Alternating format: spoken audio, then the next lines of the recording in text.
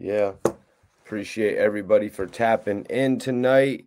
We got some big history to talk about, man. We got some historical news to speak on, some shit that we literally all witnessed come to the light. A lot of people wanted to believe it.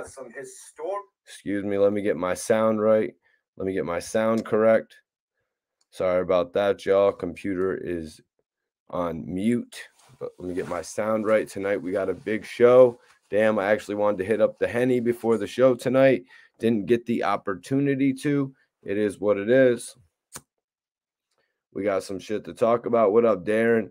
I'm smoking on some runts right now to get things started.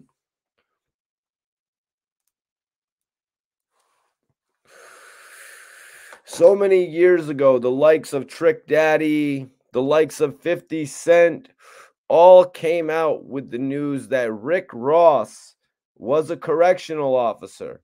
Rick Ross, Officer Ricky, as they called him. The whole internet was buzzing. Officer Ricky, Officer Ricky. Everybody thought it was over for Rick Ross. Everybody even thought back then his name was going to get taken away from him. But who would have thought, you guys? Who would have thought all it would take was Nelk? All it would take was the Nelk boys to get Rick Ross on their podcast to actually dissect his past as a correctional officer. Now, we had seen Rick Ross address these rumors on many other occasions, but never in such detail as he did in his last interview. Now, you know, the Full Send podcast is really bringing everybody in right now. They just got Little Dirk. You know, Little Dirk really said that he wasn't going to do that many interviews. So now Little Dirk is saying that he will do the academics interview. You know, I think he's kind of feeling a little bit of a way that he made academics kind of feel a certain way about it. What's going on? Would you Buffalo is in the building. Major salute to Buffalo. Ronnie, what's going on? Appreciate everybody for tapping in.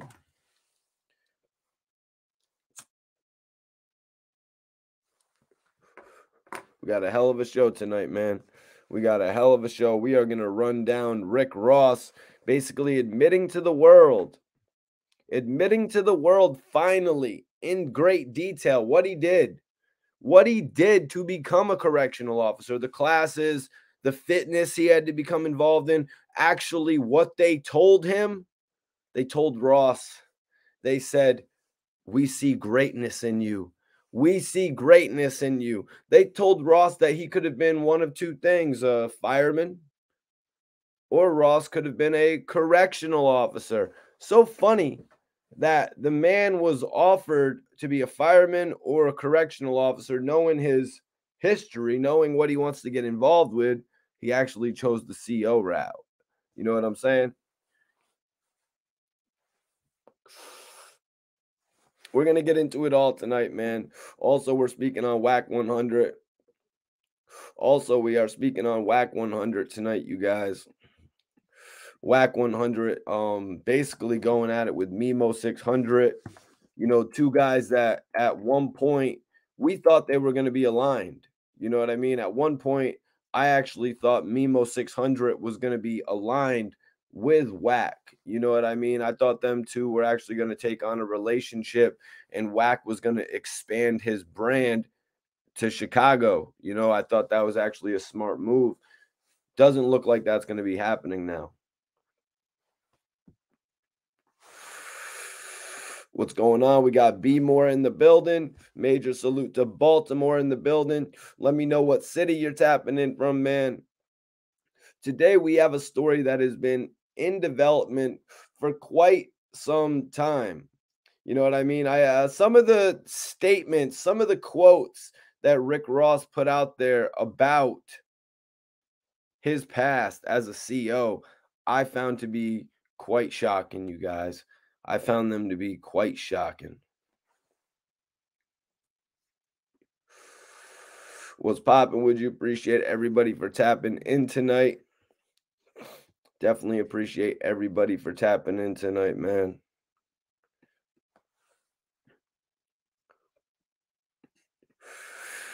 Smoking up a little bit of runts before the show begins. You know what I'm saying? Getting on a little runts before the show begins. Probably my favorite strand right now. Honestly, it's my favorite strand of the moment. Runts is my favorite strand of the moment. Let me know what y'all favorite strand is. I mean, shit, there's nothing really touching the runts, in my opinion. Dana Watkins, appreciate you for tapping in. The Cloth, what's up? What's up? Waterbury is in the building tonight. Major salute to Waterbury in the building. You know I got love for Waterbury. Officer Ricky. Officer Ricky. Is that how it went?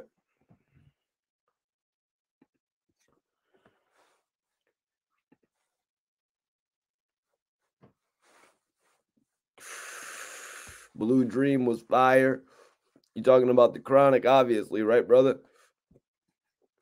Mikey T, I haven't smoked in years.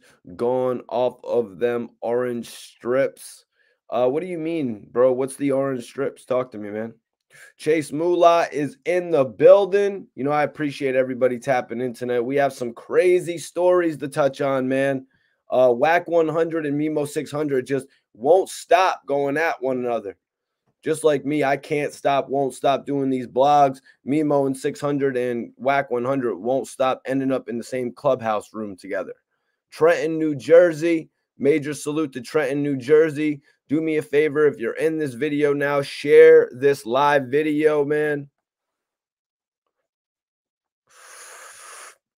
Lemon gelato. Hell yeah, man. Lemon gelato. Okay, we got Minnesota in the building. I love it, man. I love it when we touch all these different parts of the country, man. We got Buffalo's Daquan in the building. Hell yeah, man. Appreciate you for tapping in. Okay, man. Yo, D Fields, keep doing your thing, man. Stay healthy, my brother. Seville, PA. Seville, PA. We got South Georgia tapping in. Major love to everybody tapping in from every different part of the country. I hope you all are ready for a dope live video tonight. Hope you guys are ready for a dope live video. Young Hove, Poughkeepsie, New York. Poughkeepsie, New York in the building. Hell yeah, I was up in Poughkeepsie 2019. I was actually in Poughkeepsie, man. Cool little area of New York. I won't lie. Brooklyn, Brooklyn, Brooklyn. Hell yeah, man. Brooklyn. I was just in Doggy Diamonds live when he said, when you see Brooklyn in the building and you say Brooklyn is in the building, you got to pause for a second and give Brooklyn its just due. I agree. I agree. Officer Ricky. Okay, let's hear them excuses. Man, you know, I don't know if there's going to be too many exclusives or excuses, I should say, for Officer Ricky at this point in time. You know what I mean? Because Rick Ross pretty much is wearing it now. You know what I mean? Rick Ross is at a whole nother point in his career where he can wear this. You know what I mean? Where he doesn't necessarily have to shy away from it anymore. Back in the day when Rick Ross had first denied that, you know, he denied that he was a correctional officer. He denied that the pictures were him. He did that because he was trying to save face as a rapper, you guys. Rick Ross, at that point in time, his career was not set in stone. It was not certain that Rick Ross's career would be forever. Or as he says, it wasn't certain that Ross would be rich forever. Big Swift in the building. Young Hove, what's going on? Jay Wavy, what you smoking on, bro? I'm smoking on some runts tonight, man. You know, I got some runts in the air tonight. I got 5 blunts of runts left tonight. I'm set tonight. Throw it back to the legendary B.I.G. Need everybody to share this video. The past of Rick Ross was deeply explored on his interview with the Nelk Boys. He actually spoke on his first meeting with Jay-Z. You know what I mean? He actually spoke on bidding war that popped off for him. The fact that Rick Ross came up in an area where the music was moving at a higher tempo and he came in at a bit of a slower tempo. You know what I'm saying? He had the likes of Uncle Luke tearing it up in all the nightclubs. I've been to clubs in Miami when Uncle Luke was doing his thing. It's a different wave than Stay Scheming and Every Day I'm Hustling, even though those records were really spaced out. You know what I'm saying? Yeah, I got some runts I'm blazing on today, Jay Wavy. What are you smoking on, though, bro? I'm wondering, what are you blazing on tonight? What's everybody in the room blazing on tonight, man? We got an epic show for you. I don't know if many other people are going to be able to break this down like I'm going to be able to break this down about Rick Ross and 50 Cent, about Rick Ross's past coming back to haunt him right now. But is it really haunting him? Is his past really haunting him? It would have haunted him back then if it had hindered his career. But Rick Ross's sales never really started to go down. Rick Ross's sales really never started to deplete, you guys. He always sold right around that 150,000 mark. Now at a height, he went up to a height of about 220,000, 230,000 units, but he never really reached a height much above that or much lower, except for that one year when he released the Hood Billionaire album. And that was only because he had released 2 albums in 1 year. Steve Drive. Well, Steve, you must have just heard me pretty much explain that, man. Oh, shit. John Nice, Griffey, JG, blazing on a little bit of that Wedding Crasher. I actually haven't had the opportunity to smoke that yet, man. I have not bought the Wedding Crasher yet, but I've seen it at the dispensary, man. Boom. Appreciate you for tapping in. He says, Ross has Wingstop. He's selling chicken now.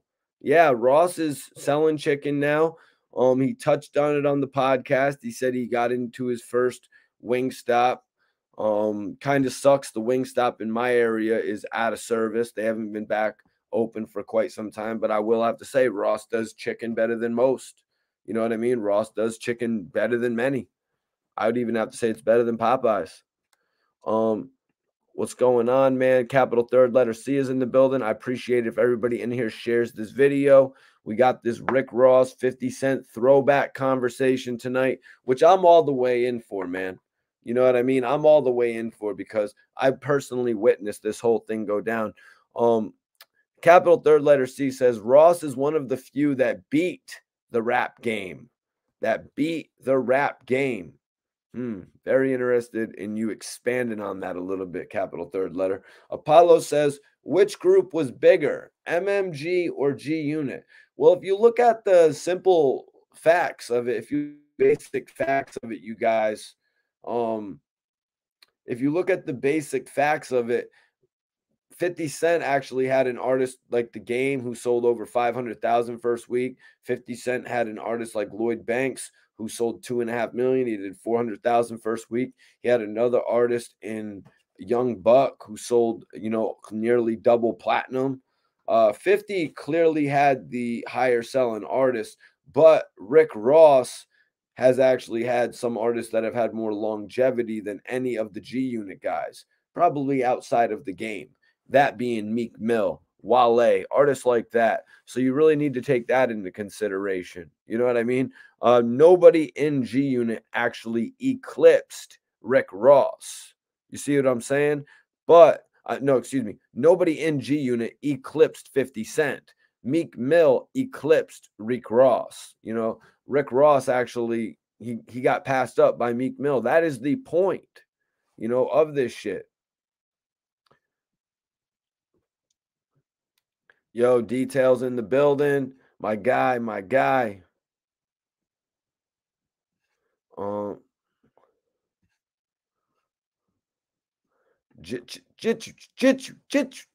G-Unit. Which label would I have rather signed to back in the day? Probably if I was an artist, G Unit. If I was Mikey T, the movie star, Rick Ross. But shit, 50 could put me in so much position. Ross could put me in so much position. Both guys really have their business together. 50's doing all types of movies. Rick Ross is doing all types of different businesses when it comes to champagne. At one point he was doing e-cigarettes. I know he probably let up on that, but it just shows you the vast amount of companies coming after these guys. Who has better swag, 50 or Ross? Well, better swag is easy. Ross easily has better swag than 50 Cent. You know what I mean? Ross was really, draping himself out with some cool outfits, whereas 50 Cent was just grinding, you know what I mean? Focused on making big cake. Red Wolf says 50. Um, Capital third letter C says Ross went up against a lot of scrutiny to get where he is. It wasn't a cakewalk by far. 50 couldn't even put him out. Yeah, 50 tried to, you know, take Ross out altogether. You know what I mean? He tried to end Ross's career. He tried to end the career before MMG really could have ever got a run, but Ross came out on top of that situation, and he came out with what 50 had once had, the most dominant record label. You know what I mean?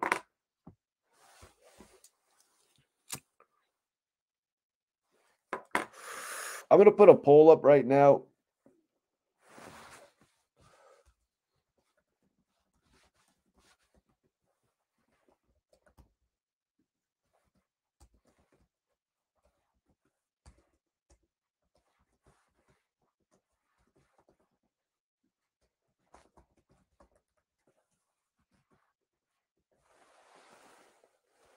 Guys, I got this poll up right now. I want to know who was the bigger artist and label.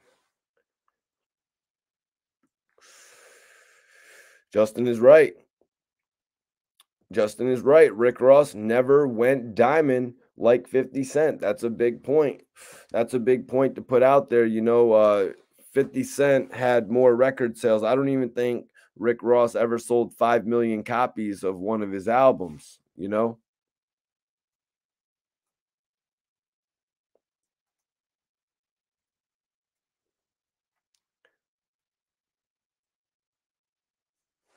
Jay Wavy says 50 was on that nitty gritty grind we can all relate to. Don't get me wrong, Ross has got a great catalog. But 50 had a machine. Rick didn't. No, Rick Ross had a machine behind him. Don't get it twisted, man. Rick Ross had Def Jam behind him. You know what I mean? Def Jam didn't really believe in him to the point where they gave him a record label. You know what I mean? They didn't believe into him to the point where he gave him a record label. But in all honesty, you know what I mean? In all honesty, you could see what happened. Rick Ross was able to take that buzz that he generated while he was at Def Jam, and he was able to actually turn that into a label deal that he went over to Warner Brothers.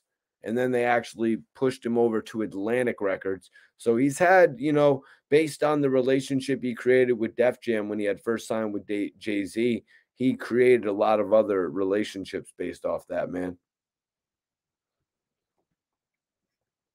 Buck, Banks, Yayo, Game, take all of those into consideration, man. Take all of those artists into consideration when we're judging, and you know what I mean? And we're judging G Unit and MMG. Now, MMG had Meek, they had Wale, they had Stolly, they had the Self-Made albums. At one point, Gunplay put out his album with Def Jam. A little bit odd, you know what I mean? The fact that he put out an album with Def Jam when everybody else was releasing their albums with, you know what I mean? Everybody else is releasing their albums with Atlantic. Gunplay came out with the album with Def Jam. They had locked in that deal a few years prior, though. Gunplay went through all types of weird shit with his record deal with Def Jam.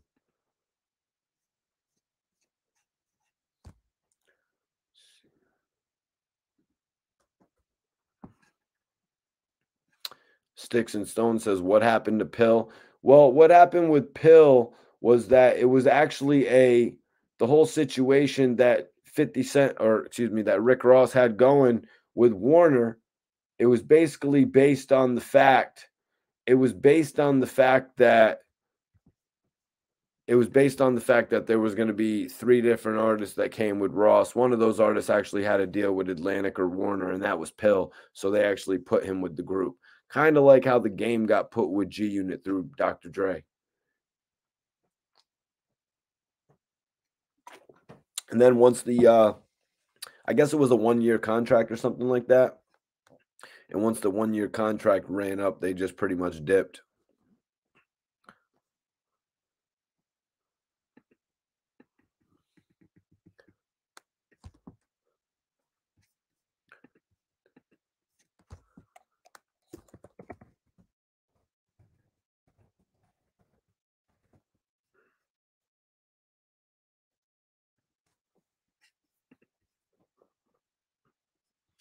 Mm, mm.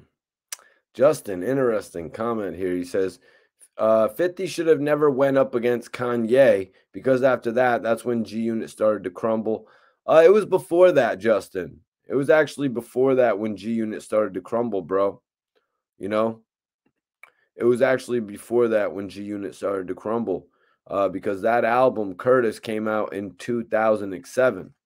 You know what I mean? That album came out in 2007, and before that, G Unit had a ton of flops. They had Banks's album that released in October of 2006. Banks had a failure of an album that dropped in 2006. The Rotten Apple album, and then Mobb Deep dropped their album as well in May of 2006, Blood Money, and that only sold 110,000 copies first week. So the G Unit empire had already started to crumble at that point. Tony Yayo's album had come out in August of 2005, and it really didn't do well, but they dropped the Get Rich or Die Trying soundtrack after that, which actually picked up. You know, it moved to like over 300,000 first week. So it was a bit of a saving grace. But then after that, in May, Mobb Deep's album, it tanked. It absolutely tanked.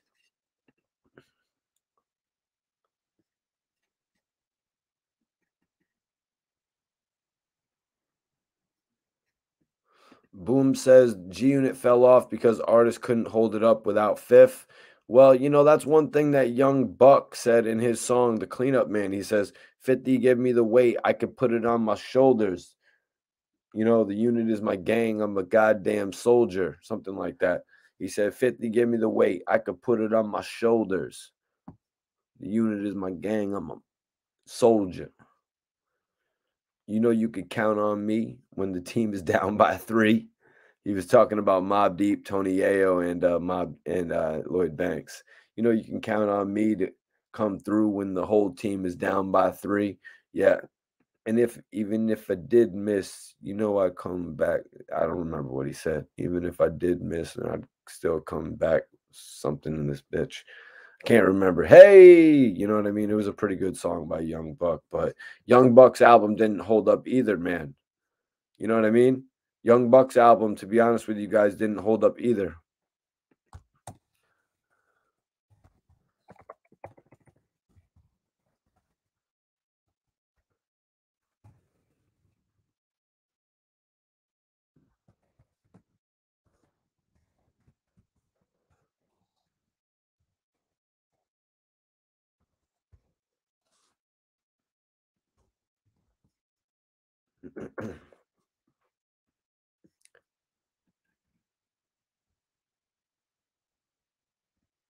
Yeah, I like the Buck the World album, to be 100% honest with you.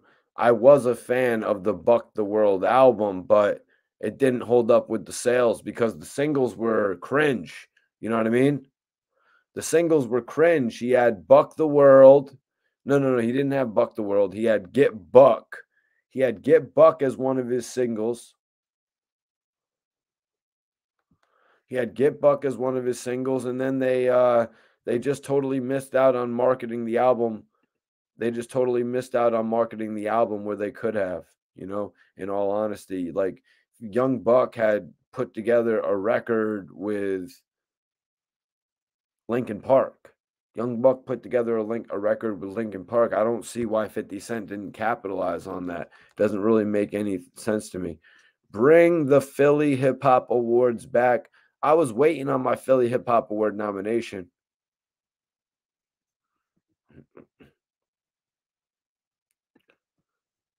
Yo, P. Ruga, get out of my live, you punk. Please, don't ever come back in my live video.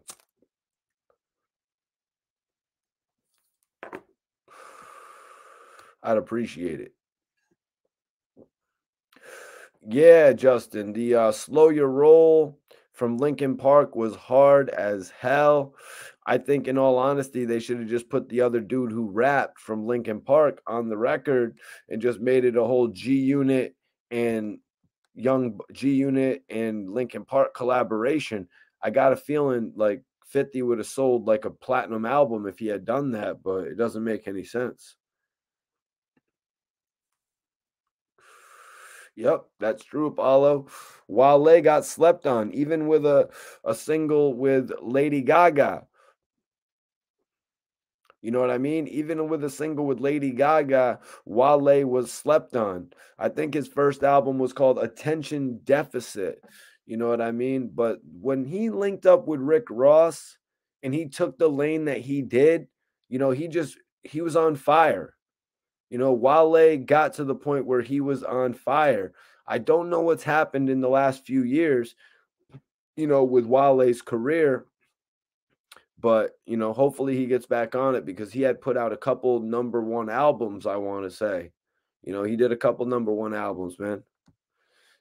Steve Drive, so you're gonna comment on what I'm saying about comparing MMG and G Unit or Ross and 50, but you're going to talk about the Terminate on Sight album, bro. I might want to take a snapshot of this, frame it, put it on my wall, because you really will never see another positive comment about Terminate on Sight like this one.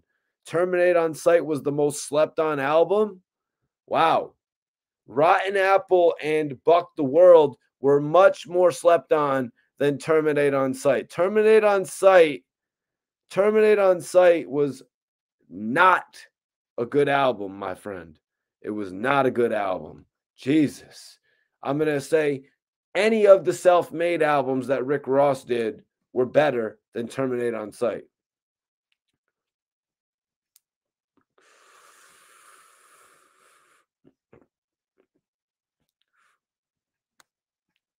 Let me see here. Gunplay versus Yayo. Yayo beats Gunplay. Yayo takes out Gunplay because you got to remember Yayo sold over 200,000 units in a single week. Gunplay has never done that. Even with, you know what I mean, even attached to MMG, he's never done that. Meek versus Banks. I'm giving it to Meek based on the longevity. You know what I'm saying? Meek has now moved way more units than Lloyd Banks as well. He's done 250,000 a couple times. So now we got Meek and we got Yayo both going on. Wale and 50, I mean, that's a no-brainer. 50 Cent. Ross and Buck, no-brainer. Ross over Buck. So we got Ross, we got 50, we got Meek and Yayo. So Meek over Yayo, 50 over 50 over Ross, and then Meek over 50. So MMG wins.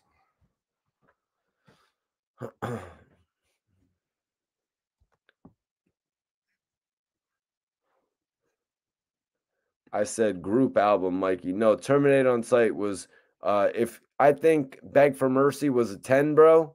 Beg for Mercy was a 10 and Terminate on Sight was a 5. Just to be 100% real with you, man.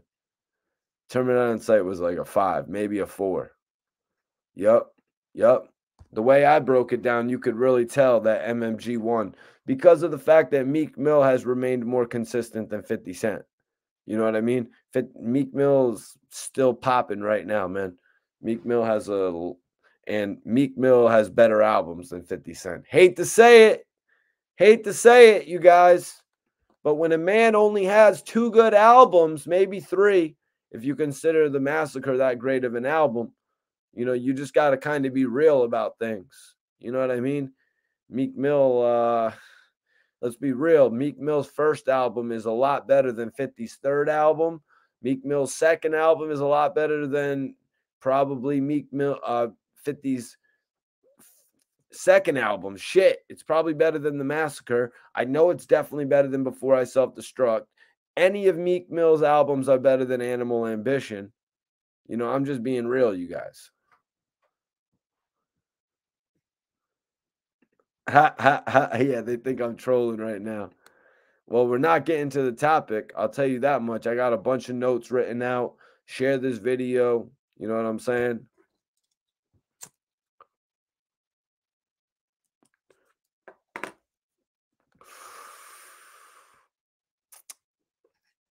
Let me see what's going on in the chat. Who do they like? The better artist and label. 50 and G Unit is leading right now, you guys. 64%. G Unit is leading as the better artist and the better label. Oh, hold on. Let me charge this shit.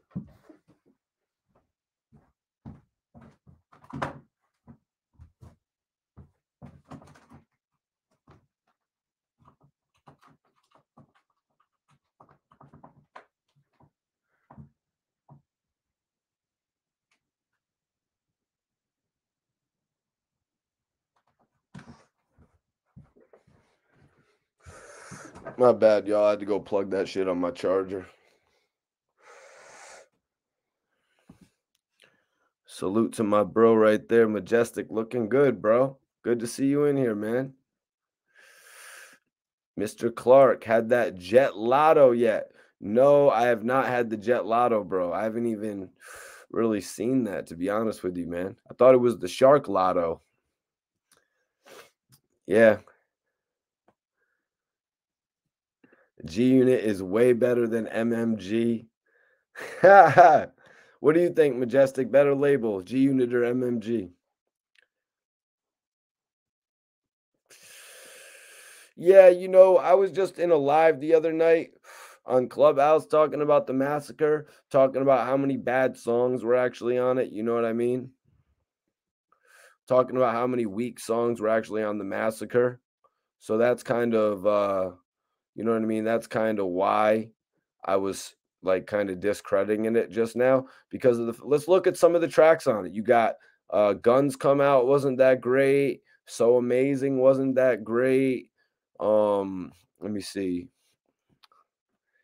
Some people were even discrediting In My Hood. You know what I mean? What's another one that wasn't that great? Just off the Gatman and Robin, another track that wasn't that great. So how many tracks right there I've already listed?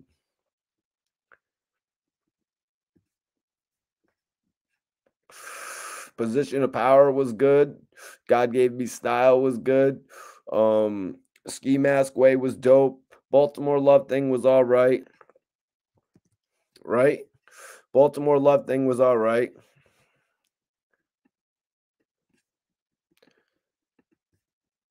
Out of Control sucked. And I'm not talking about the one with Mobb Deep, you guys, because it wasn't the one with Mobb Deep. That was on the Massacre. That was on the Massacre reintroduction. Rider Music was dope.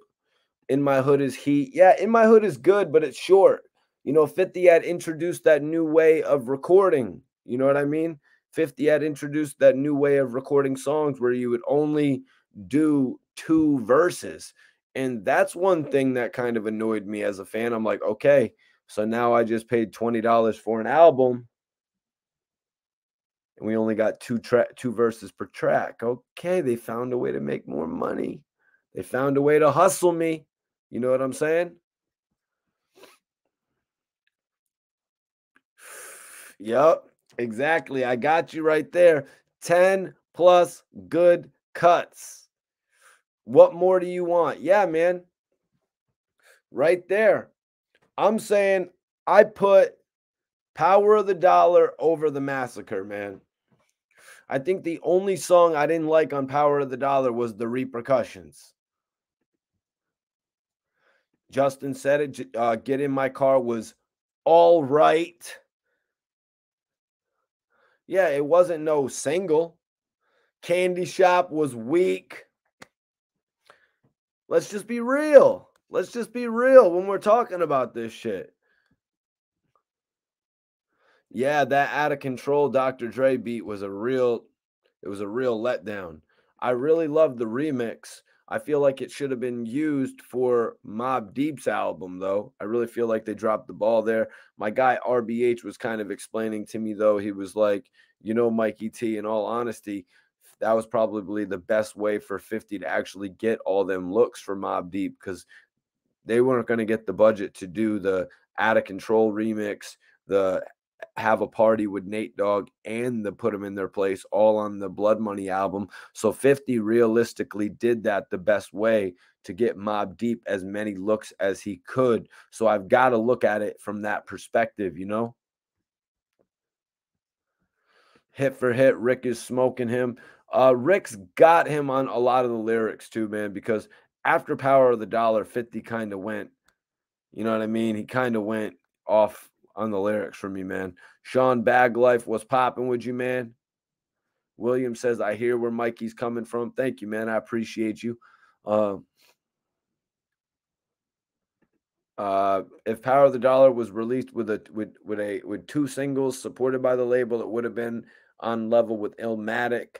Not with the singles that he had, man. I wouldn't really put it there with Illmatic based on the singles that 50 Cent had. I mean, he had Thug Love with Beyonce, and he had Material Girl, you know what I'm saying? And he had The Good Die Young, which they're not really Nas level songs, you know what I mean? They are great songs. The street ones are really great, but you know what I mean? But it's not really the same type of shit as Nas, in my opinion. Power of the Dollar, budgeting wise, compared to Illmatic. I mean, shit, give me the budgeting for those two albums, and it's got to be quite a difference.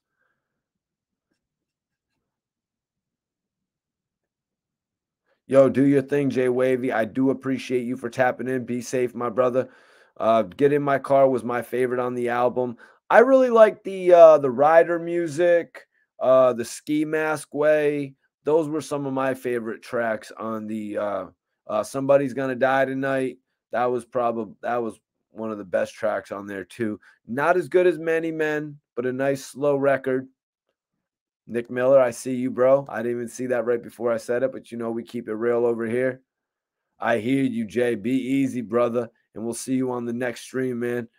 Uh, it- yeah, but Will, the thing about Guess Who's Back, a lot of people don't like to consider Guess Who's Back because it's filled with a lot of freestyles and shit like that. Even though it does have a lot of, of the mixtape like cuts that were actual songs, there is a couple actual freestyles, with like, what has he got? The Stretch Armstrong freestyle in there and shit like that.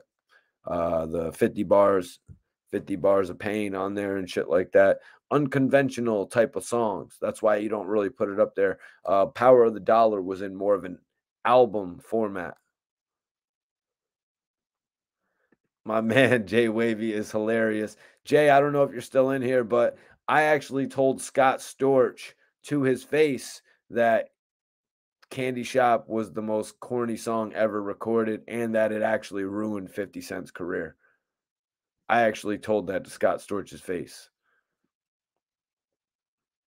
Oh yeah, PIMP, Justin, from the no, you're not talking about PIMP, are you? As the World Turns, you're talking about. Yeah, you're talking about As the World Turns. Whoa. Whoa, man.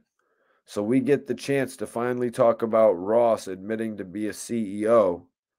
Like, we get the chance to finally talk about this because Rick Ross actually went onto a platform and detailed information about his past as a CEO. And you're going to tell me that I can't talk about it? Are you kidding me right now? Rick Ross done won on Sway in the Morning. He done went on Sway. He done went on MTV. And he actually didn't even give them the time of day to really talk about his past as a CEO. So now he talks about it with the Nelk Boys. And all it took was the Nelk Boys. Go figure. I mean, shit, they do have one of the most amazing platforms right now. The Nelk Boys and Steve Will Do It are actually doing like 3 million views per video.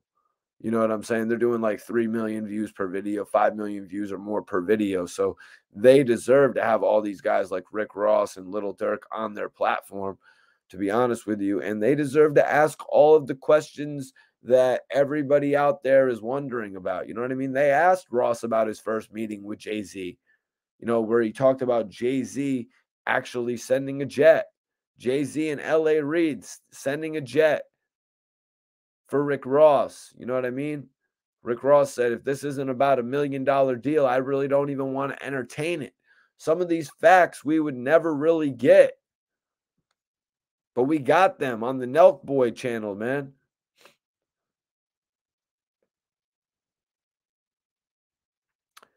Yeah. Yeah.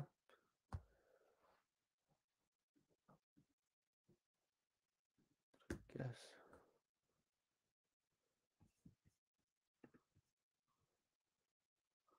Big facts.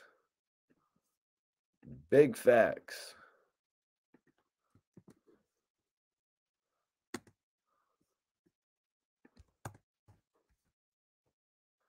Where's my blunt at?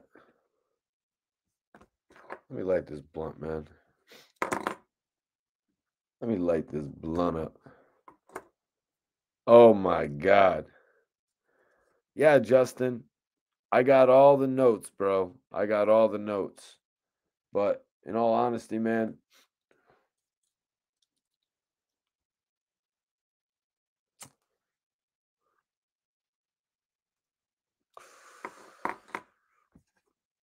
what up, Jason? Appreciate you for tapping in, bro. I'm just smoking on some runts, though.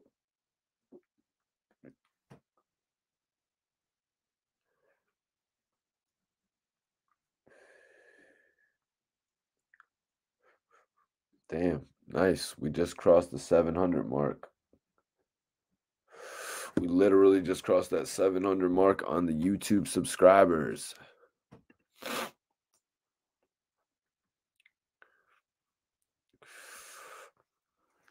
Nah, Steve Drive, I'm not really mentioning nothing of anything yet.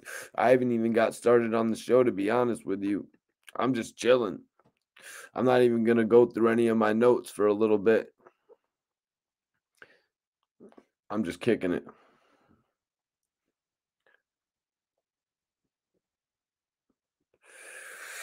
What do you mean, bro? If we didn't see Ross come in and start being the boss, first of all, how he really got started was that Rick Ross really got started from that freaking everyday I'm hustling shit, which is nothing like what he's doing nowadays. You know what I mean? Everyday I'm hustling is nothing like BMF.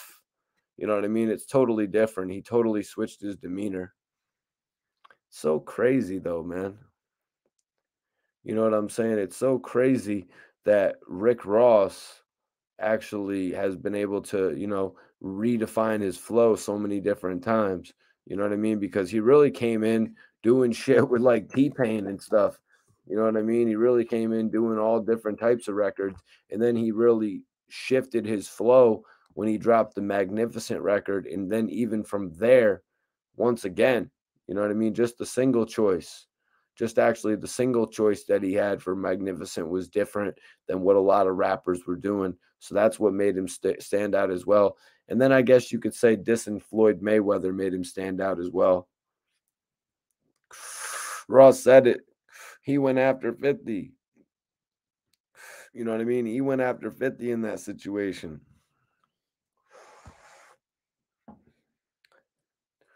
Let me see, man. I got a shitload of notes in here, but I need y'all to share this video to be 100% honest with you, man.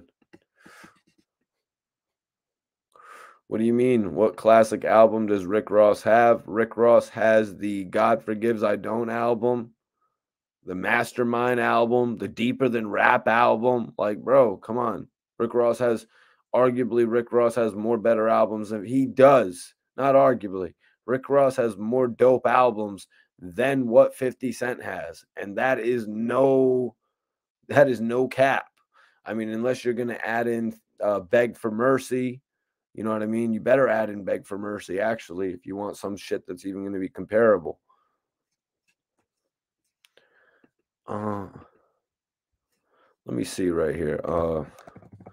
Yeah, yo, I'm not even capping. Rick Ross definitely has a lot more albums than 50 Cent. Like Port of Miami, Trilla, which were his first two albums, Introduction to the Game. I really wasn't feeling those all too much, but by Deeper Than Rap, he had me. Teflon Don, you know what I'm saying? Teflon Don is arguably better than um The Massacre. It's definitely better than Curtis, definitely better than Before I Self-Destruct, definitely better than Animal Ambition. God Forgives I Don't is definitely better than The Massacre.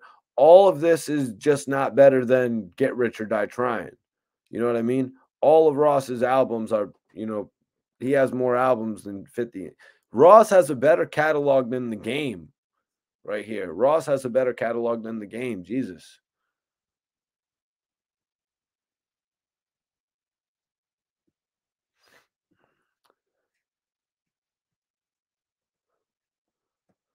What are good songs on the Deeper Than Rap album? What do you mean? I just told you pretty much how Ross's single, Magnificent actually flipped the game. You know what I mean? A lot of people like didn't expect that type of single. And then he had Mafia Music. You know what I mean? The Mafia Music joint. He had a bunch of different songs. He had the Yacht Club joint with Magazine actually on it. Yeah, he had some records, man. He had some records. Everybody knows In Cold Blood. Let me see. God Forgives I Don't was my favorite Rick Ross album, though. God Forgives I Don't was my favorite, man. That's the one where he got Jay and Dr. Dre on a track.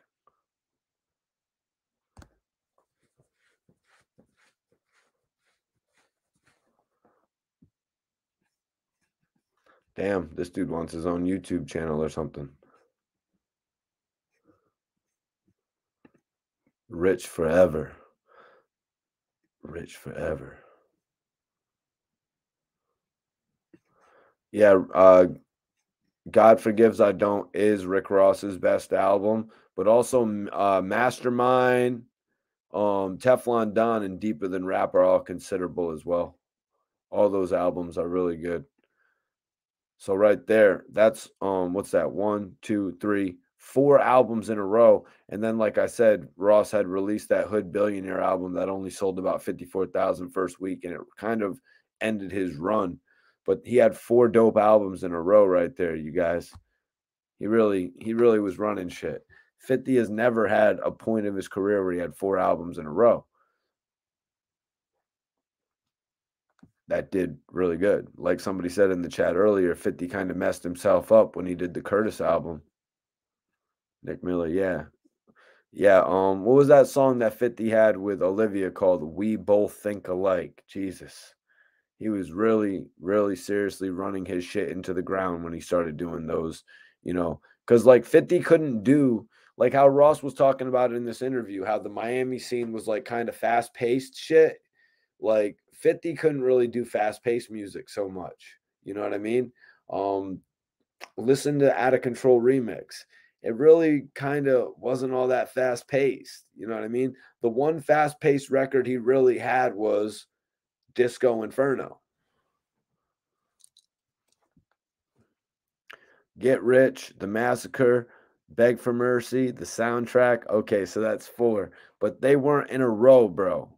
They weren't in a row because he had Get Rich or Die Trying, and then uh okay, so he had Get Rich or Die Trying. Okay, then he had The Massacre. Okay, I'm gonna give you that. So The Massacre was 2005. Okay, no, hold on. So it would be Get Rich, and then he had Beg for Mercy, right? 2003. So then 2005, 2004, he takes a break, puts out everybody else's albums.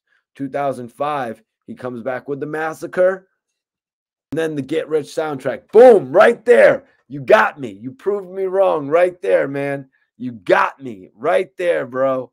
So 50 Cent has had a four album run.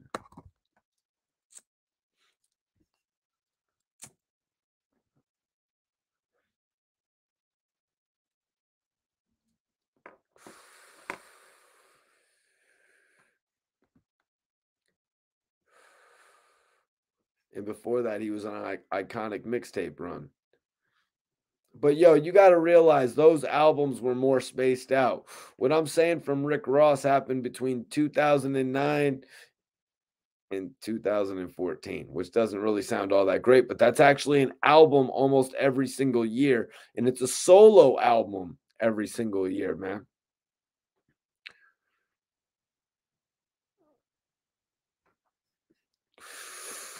Yep, you're right, man. You're right. I would need somebody to add up all these sales because I do know after 50's third album, the sales started to diminish drastically. You know what I mean? The sales really started to diminish drastically.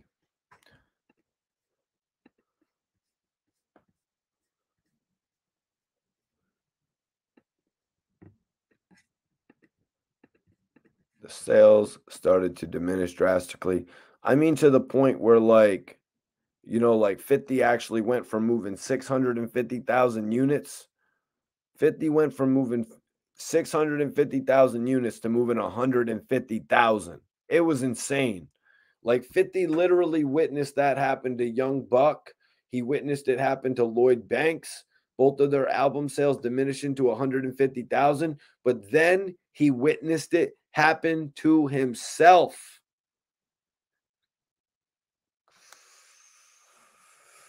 I guess you could say it was record sales in general.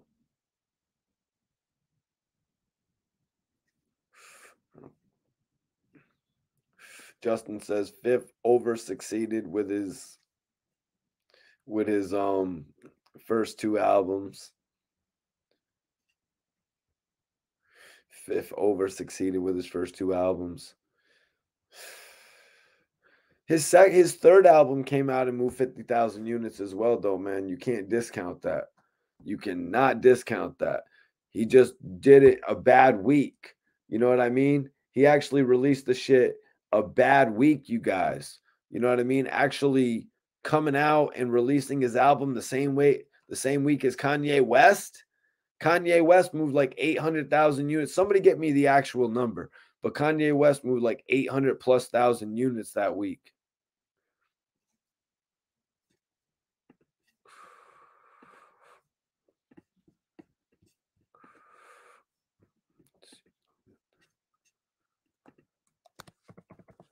If 50 would have just waited, if 50 would have just waited, you guys,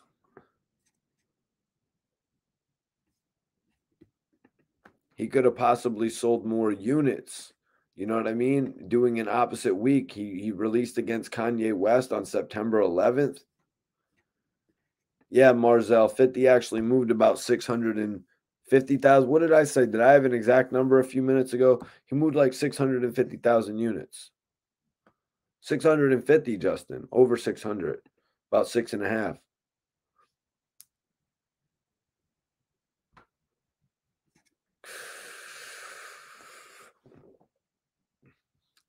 But let me see what's going on in the chat over here.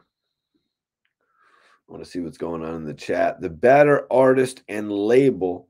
If you haven't voted, vote now, you guys. The better artist and label. So we got 69% for 50 Cent and G Unit, and we got 31% for Rick Ross and MMG.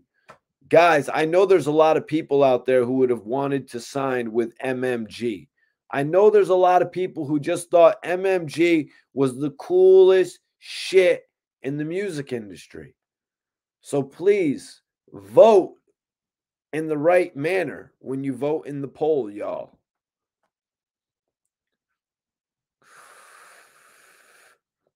Damn. Damn, Nick. Damn, Nick Miller. Thank you for bringing up the sales. I appreciate that. So Nick is bringing up the actual sales from the Kanye West and 50 Cent battle from 2007 between Curtis and Graduation. Now, remember, 50 Cent mid-album changed his title. We, as the fans, were conditioned for Before I Self-Destruct. We were conditioned for the album to be called Before I Self-Destruct, if you don't remember. 50 opted out and gave us Curtis. And Jonas Griffey has the official sales. Kanye moves 957,000 units, whereas 50 moved 691,000 units. Now, guys, Nick, Johnny, if you guys could, get me the sales for Before I Self-Destruct, because the point that I'm making here, 50 suffered a much worse drawback than both of the artists that he had. He witnessed Lloyd Banks go from 400 plus thousand sales to 150. He witnessed Young Buck go from selling 260 to 140,000. But now he witnessed it happen to himself. And it was a much more drastic drop in sales, you guys. 50 went from 691,000 units sold to, I want to say, about 156,000 units sold of Before I Self-Destruct first week, man.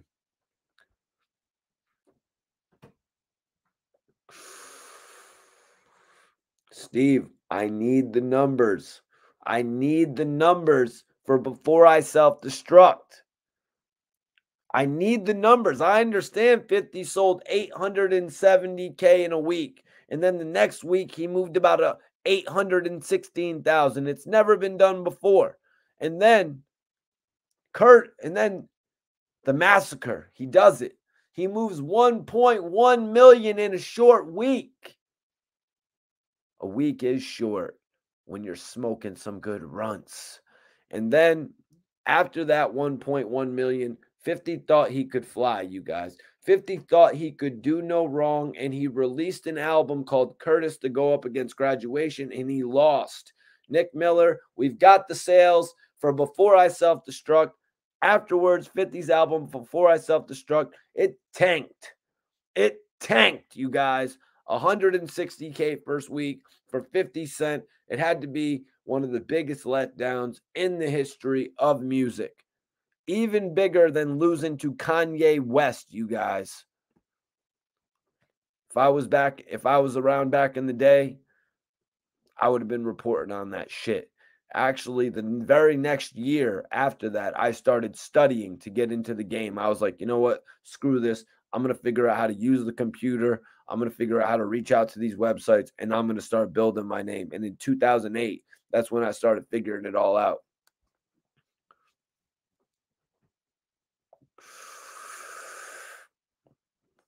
Jason Waters says, I bought the album Before I Self-Destruct. That's what's up, man. I got to plug my shit in.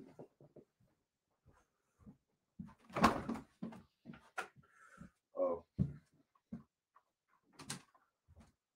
Never mind. It's just this plug over here.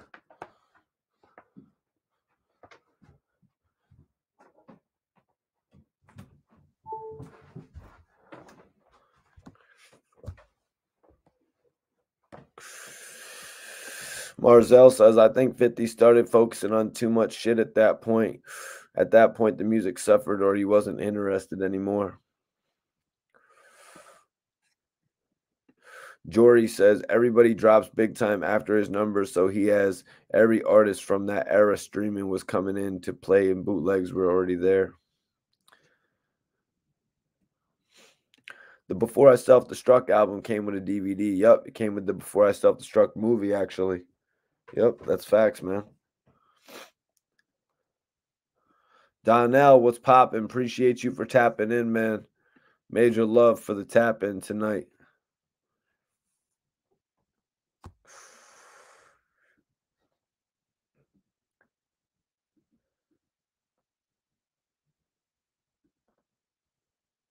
Hold on.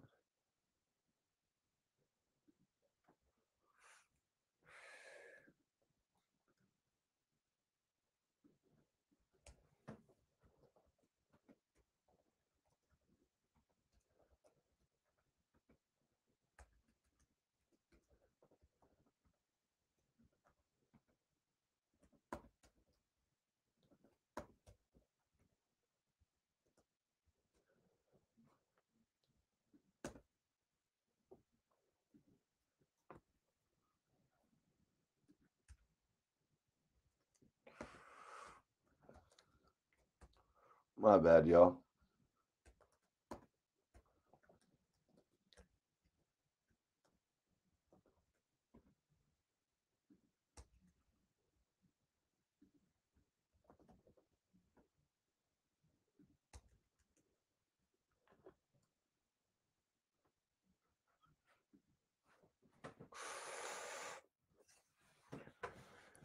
Major salute. Dallas was popping, man. Justin says that's around the time that 50 got more interested in television than music. Yeah, 50 kind of, walked away a little bit. 50 kind of walked away a little bit from the music industry and shit. So, in all honesty, that's kind of probably why it suffered, the fact that he started taking less interest in the music. It really sucked because I was intrigued to hear the Before I Self-Destruct album, but the way that he actually marketed it, if you guys don't remember, he actually had said like this album this album is going to be like before I self-destruct and I leave the music industry. And it was almost kind of similar to when Ja Rule was saying around the Last Temptation album. Ja Rule was saying, "Oh, I want to retire after the Last Temptation album and actually just do movies." And it's like, what? What a cop out, man. I've been a fan of you this whole time, Ja, and now you just want to do movies. What kind of shit is that, man? I'm not trying to hear it. I'm not trying to hear it, man. But then Ja actually got the opportunity to do movies and he ended up doing Half Past Dead. So it's like, wow. That's a whole nother story, you guys. That's a whole nother live video. Maybe when we talk about rappers who tried to become actors or something like that. That's a whole nother live video, you guys. But yeah, man, it's crazy. Game even challenged 50 Cent for a versus. Game is now challenged. He challenged Eminem, right? He challenged Eminem on Drink Champs, and now the Game is challenging 50 Cent. You know what I mean? So whatever you can do to get a little bit of promotion for the album, right? Whatever you can do to get a little bit of promotion for the Drillmatic album is actually what it's called, you guys. I'm not gonna lie, the Game's got me in tune.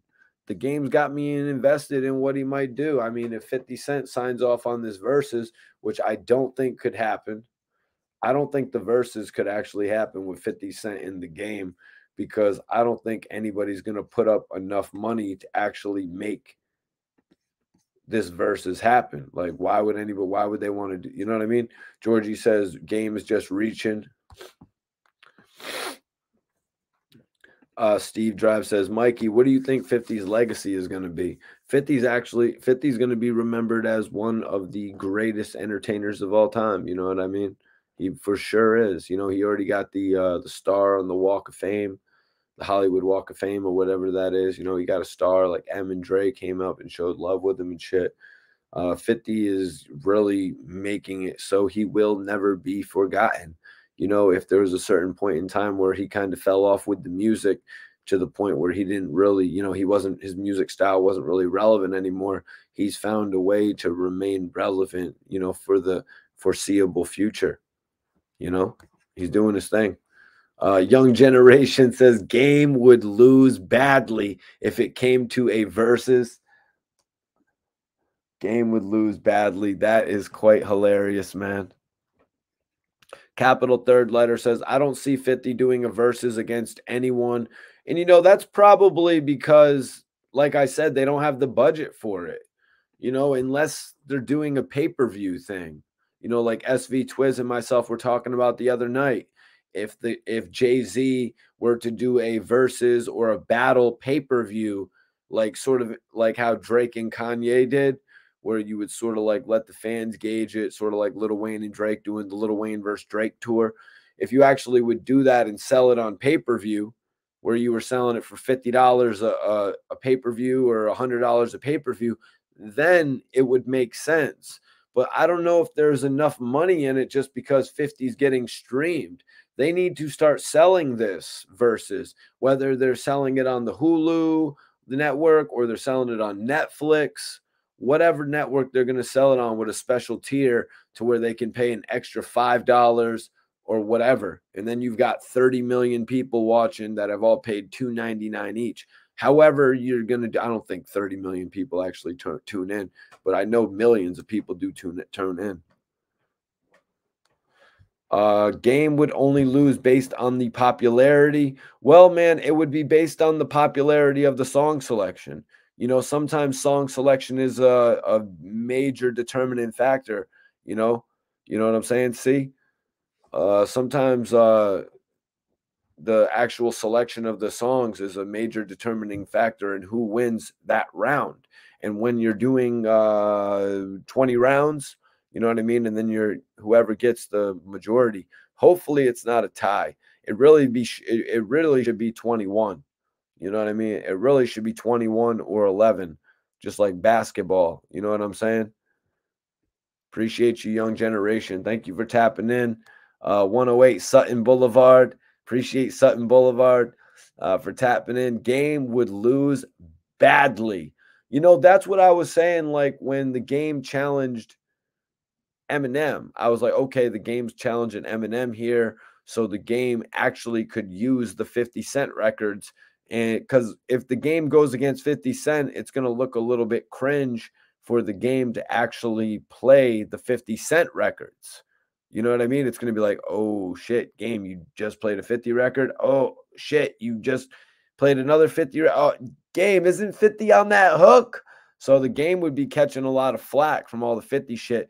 But if he actually battled somebody like an Eminem or a Busta Rhymes or a T.I., he wouldn't have to worry so much. Or if he did that pay-per-view shit against Jay-Z, you know what I mean? Because the game and Jay-Z go back, all the way back to when the game said, and I don't do button up suits and drive Maybachs. You know what I'm saying? The game said, I don't do button-up suits and drive Maybachs.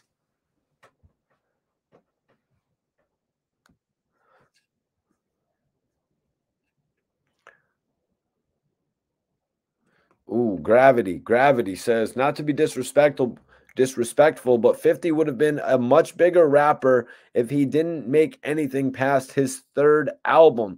After that, other than that, he's watered down his catalog. Possibly Gravity if they say, I mean, the game says he made How We Do first, and then 50 jumped on it. So that kind of puts the whole thing of This Is How We Do was going to be on the Massacre album. That, we can put to rest that aspect of it. You know what I mean? Because Dr. Dre wasn't trying to show that beat. The game said he went into Dr. Dre's beat collection. So, but also, In the Club was an old beat as well that was going around from multiple different artists. So you never know. But I don't think How We Do was going to be 50's, unless 50 just had How We Do written in his notepad. You know what I mean? 50 could have easily had that shit written in his notepad already, just like Hate It or Love It. Because they always talking about the possibility that Hate It or Love It and How We Do would be on, 50's second album, technically, if he never met the game. But 50, like many directors, if you notice, look what Jordan Peele did. Jordan Peele blew up with the movie Get Out. He makes Us, and now we hear about Jordan Peele doing Candyman, right? So what does Jordan Peele do? He actually had another director come in and do Candyman while he executive produced the film. 50 Cent, what did he do? 50 Cent to put out more projects. Jordan Peele had this woman, I think her name was Nia DaCosta, do Candyman. So while he was doing another movie, Nope, he has coming out, right? So he can kill two birds with one stone. He's got the executive producer credit over here. Plus, he's got his own movie coming out, and he's got them coming out within a year of each other. Although they did face a major setback on Candyman. We're not talking about that right now. 50 Cent. He comes out, he's like, yo, all right, this is kind of cool. I could actually put together this project with the game and then release my project right after it. And I could put out two joints, one my own, and then another one that I'm executive producing. Sort of in the same vein, you know what I mean, as what happened there, what I was just explaining, because 50 was able to sell another 10 million with the Massacre and come in and sell 5 million with the game. So ultimately, it was a very smart move by 50 Cent. Otherwise, he would have just sold another 10 million with Hate It or Love It, with, you know what I mean? This Is How We Do. He would have sold another 10 million. But doing it the way he did, he was able to sell 15 million. Now, although that did majorly jeopardize the outcome of his third album, all these actors, all these all these famous people or whatever, they take the money while it's there. Why do all these actors do big ass budget movies for $20 million? Because you're taking the money while it's there. Would the opportunity have been there the next year? I don't know. Would Candy Shop have worked in 2007?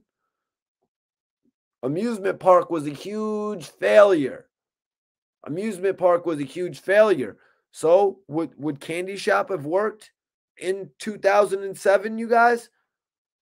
Don't know, but it certainly worked in 2005, and it worked to the maximum extent. It pushed 50 to the level where he sold 1.1 million in a short week. He had all of the people dissing him, even saying it in their raps.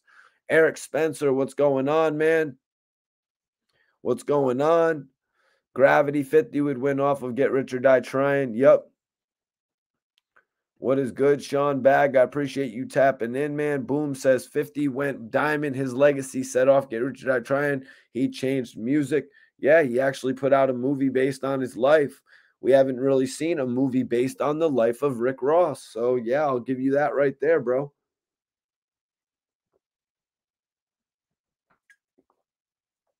And they made it pretty quick, too.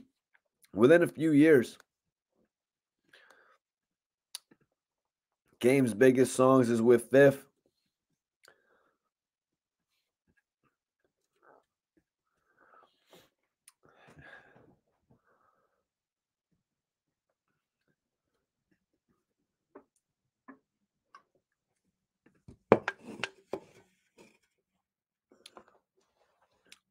Capital third letter says, I think performance should count on verses, is what I'm saying. Because some of my favorite songs didn't sound good on verses, and one still, based on popularity, even though they sounded awful live. Steve Drive says, Game heard Wax say he wrote What Up Gangsta and stayed quiet. Yep. The D12 beat in the club. Yeah, that's true. That's true, man. Talk about that record getting passed around. I imagine it was a hard beat to rap on. You know what I'm saying? I imagine it was a hard-ass beat to rap on. 108 says, Game is a better spitter, not a better song maker. Young Generation says, man, I tried to like Amusement Park. So, whoa. Let me get this guy up out of here. Sorry, you guys. Anyways, Get Rich or Die Trying soundtrack. Janice, I heard somebody else actually passed on the record in the club as well.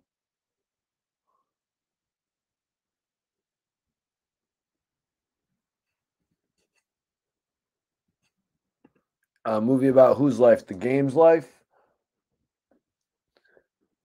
I guess you could watch Belly Part 2. I should have shut off the PS. What was it? The PS3? I should have shut off the PS. Oh, no, or you just say the PlayStation. I should have shut off the PlayStation at 12:49. Who would have thought 11 minutes later with my own 9? Yeah, the Game is dope, man. Just the way you can remember his lyrics and shit. You know what I mean? He's got a lot of quotables. He must have said the PlayStation, right? Because I don't think they even Steve Drive says amusement park was awful. Steve, so would Candy Shop, so I'm asking the chat too, I guess.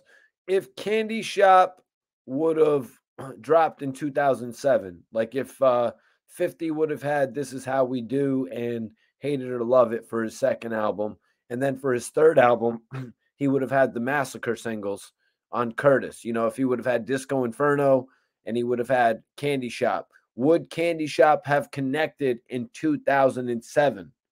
Is what I'm asking. Oh, Rick Ross's life?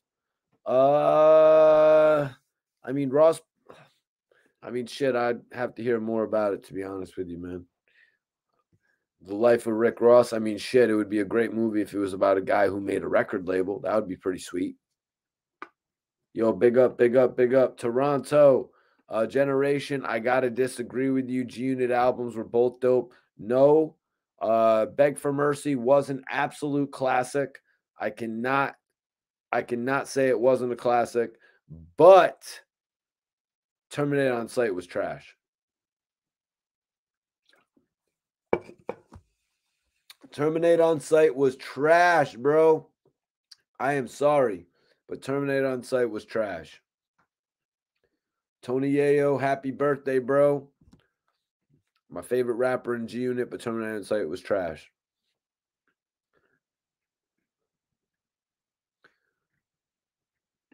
Yo, Jason, what country are you in, brother? Oh,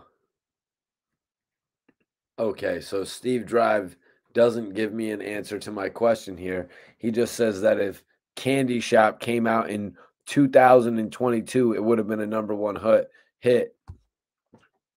Are you serious, man? I asked you a simple question. I asked you if Candy Shop would have connected in 2007. That's the simple question I asked you, man. I just wanted a simple answer to that. I'm wondering if 50 would have released Candy Shop in 2007, would it have connected? And then say he released Amusement Park on the Before I Self Destruct album, as oddly as that sounds together. I mean, shit, they did release Tony Yayo So Seductive right after he got out of jail. Would the Curtis album have still sold the 691,000 copies? It would have probably sold more, you know what I mean? Based on the fact that his second album was so strong. Because, like, the issue with 50 doing the Curtis album is everybody felt like he had went mainstream, too far mainstream on the Massacre album, and a lot of people fell back.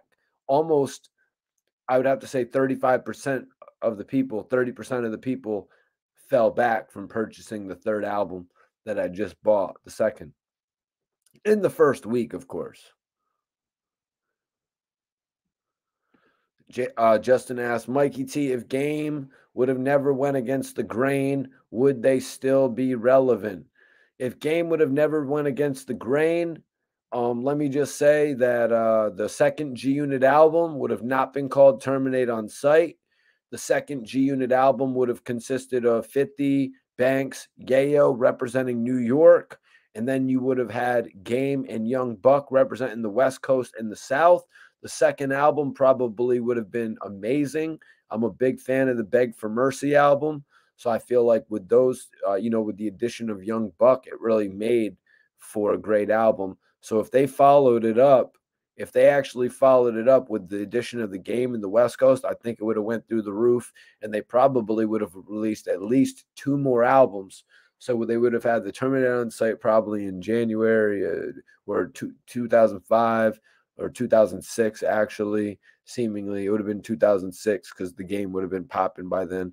Then also, they would have probably came out in 2008 with another album, and then their return in 2010. Yeah, they would have had a bunch of G Unit albums if the Game didn't run away from the pack. Thank you, young generation. Well, make sure you subscribe to the channel. Make sure you hit that notification bell so you don't miss any of my live videos. Chris, what's up? What's up? Yeah, man, if anybody on here isn't subscribed, make sure you subscribe and hit the notification bell so you don't miss any videos, you guys. Steve, yeah, I'd heard something about Pop Smoke wanting to remix the Candy Shop back in the day as well, man. Meg the Stallion trying to sample Candy Shop. Interesting. I wonder what part of it she'll sample. Very interesting. Scotland. Oh, shit. That's what's up, man. That's what's up. Yeah, boom. I was totally just kidding when I made that comment about the Game Belly, too. Candy Shop was trash and as always will be, and so Amusement Park ain't no TikTok dance gonna save Candy Shop. Laughing my ass off. Candy Shot? Really? I mean, I've heard weirder things. That doesn't actually sound that bad. Oh, Candy Shop.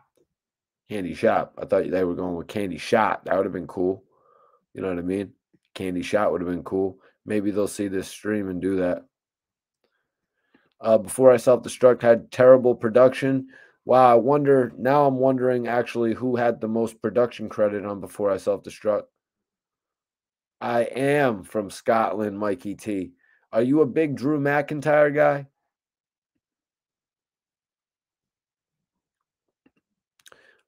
Boom says, it would have. 2007, we were on that South Sound and Happy Music. Boom, I appreciate the answer. Finally, Boom gave me the answer that I was looking for.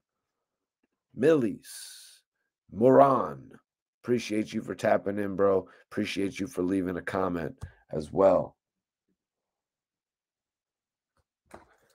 You know, I appreciate everybody for tapping in. I'm about to roll something up. I want to know, what do you guys think I should roll up? I'm going to ask the chat in a poll. I'm going to ask y'all in a poll. I'm going to give you all you all are going to determine what I smoke next. I got 3 strands here, you guys. Let me see.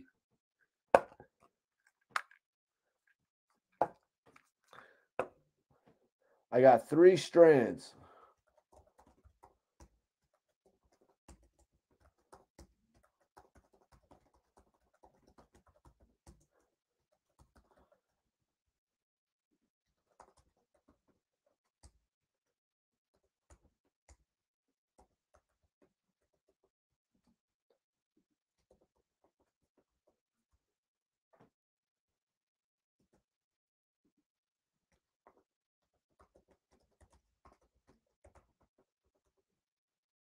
All right, I'm putting it up in the chat right now. What should I smoke, man?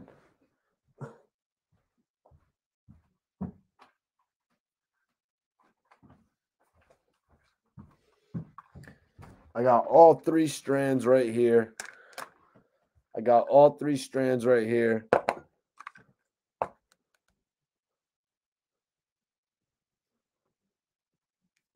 Oh, shit. You rolling up that Bubba 59? Guys, vote in the chat, man. Should I smoke this Irish Cannonball? 21%. You want me to smoke the Irish Cannonball, y'all?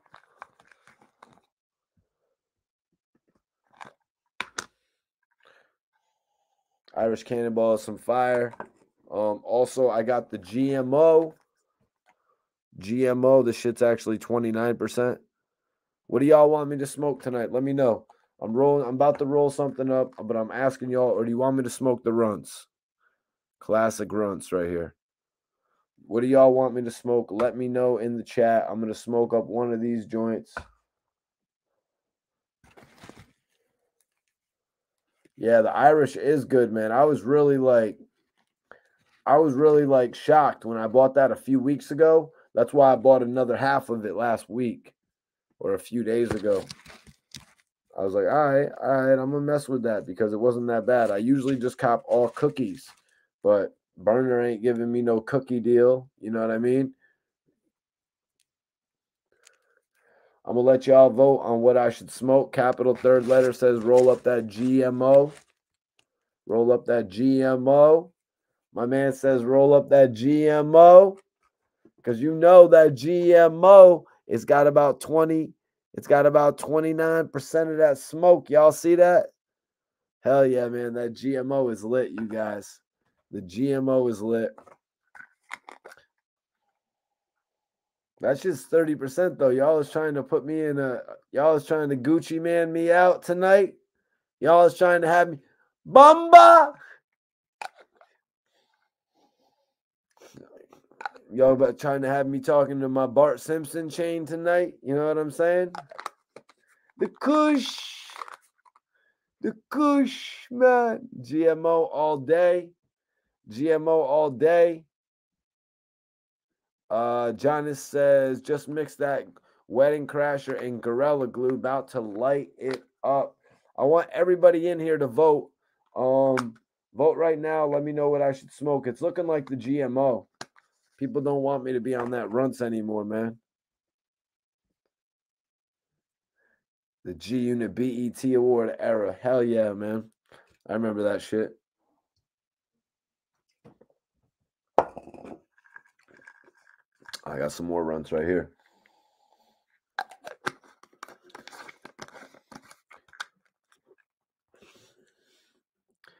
What you want me to smoke? Let me know. All right, come on. I need y'all to vote in the chat. I need y'all to vote in the poll right now. What am I going to roll up? It's looking like the GMO. Hold on. I got some time. I can break up a Dutch real quick. I'm going to break up a Dutch while I wait for you to vote in the poll of what I should roll up. Vote in the poll what Mikey T should roll. That's what it is. Vote in the poll what Mikey T should roll. I got 3 of the dopest strands. I actually attached all the potency to them, man. They got the GMO, 29%. I got the runts, which is 22.5%, something like that. And then I got the Irish Cannonball, which is like 21.5%. The runts has the best taste of them all. To be honest with you, the runts has the best taste of them all. So vote in the chat, man. Vote in the poll. Everybody vote in the poll. What do you want me to roll up, man? I'm breaking down a Dutch. I am breaking down a Dutch right now. I want y'all to vote in the poll.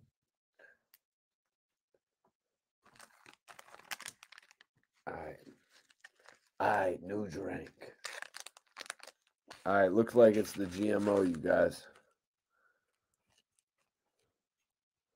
Looks like it's the GMO, you guys. Oh, wow. The Irish Cannonball is stepping up. The Irish Cannonball is stepping up. You got, oh, the runts is stepping up. The runts is stepping up. All right, you guys. All right, you guys, come on. Oh man.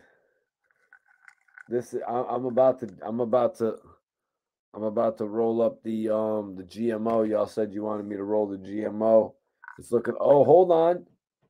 43%. It's looking like the Irish Cannonball might be it. I want to see who y'all vote, what y'all voting on, man. You voting on the Irish Cannonball? Everybody voting on the Irish Cannonball or what?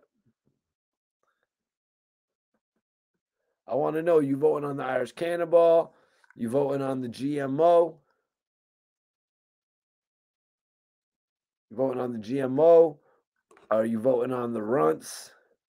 You know what I'm saying? Which one are y'all voting on, man?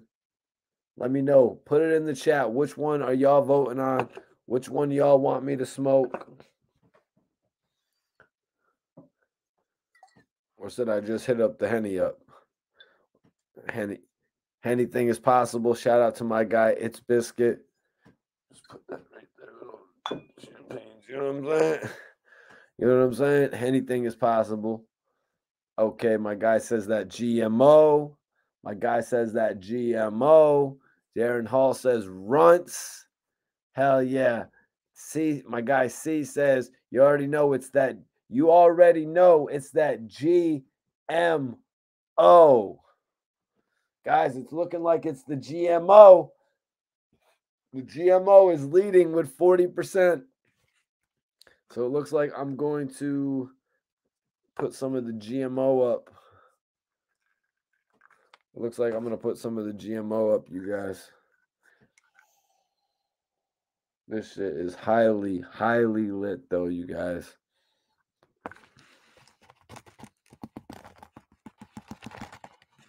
Ooh. Let's go. Let's go. Let's go. I'm rolling up some GMO right now, you guys. Unless the votes were to really drastically change, I would just put this to the side and roll something else up. Like if one of the others took, you know, like a higher percentage. But it looks like y'all want me to smoke the GMO, which is 29%. What up, what up, what up, Venom? A capital third letter says GMO and a Henny shot. Man, if anybody wants to, I mean, I'm not going to be drinking on camera and shit like that, you guys. I would have did it a little bit before. Maybe if somebody sends in the super chat and says, Mikey, chug it. You know what I mean? But that's another story. Well, oh shit. Oh shit, the Runts and the Irish Cannonball is tied right now, you guys. The Runts and the Irish Cannonball is tied right now. Guys, if you want to impact what I'm rolling up, right now I'm actually rolling up the GMO. If you want to impact what I'm going to smoke right now on the show tonight, this is your chance to vote. You guys can vote, and you can vote on GMO, you can vote on Runts, or you can vote on the Irish Cannonball, and I will twist up whatever gets the most votes. Right now, I'm actually breaking up. James Brown was popping, brother. Right now, I'm actually breaking up the GMO, though, because is GMO is actually leading with 38%. 31% for Runts and Irish Cannonball, though, you guys. It's looking like it's the GMO, though. I don't think anybody else is going to. Well, we only have 16 votes, and there's 30 people in here, so. Yeah, the Venom, the GMO is actually 29%, but I still agree. You know, because Runts just has a certain taste to it.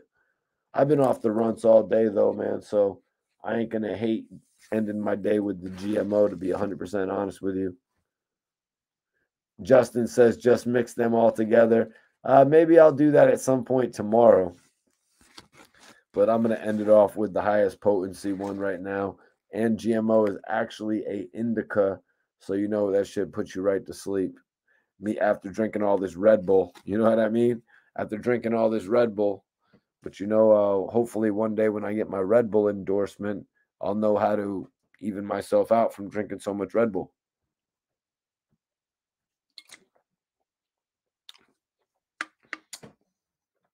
Okay. Oh, I thought we just got another vote.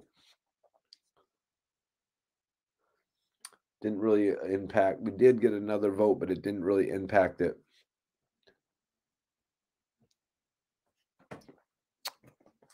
Let me see this. Yep, so the game challenged 50 to a Verzuz. I don't really think it'll happen. It would be dope if it did, though.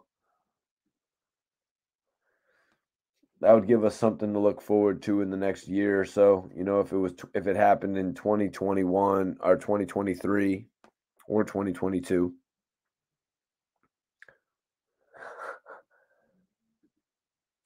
Well, Iceberg, the reason that there is no Reggie and no Crippy in the poll, it's because I do not smoke Reggie or Crippy.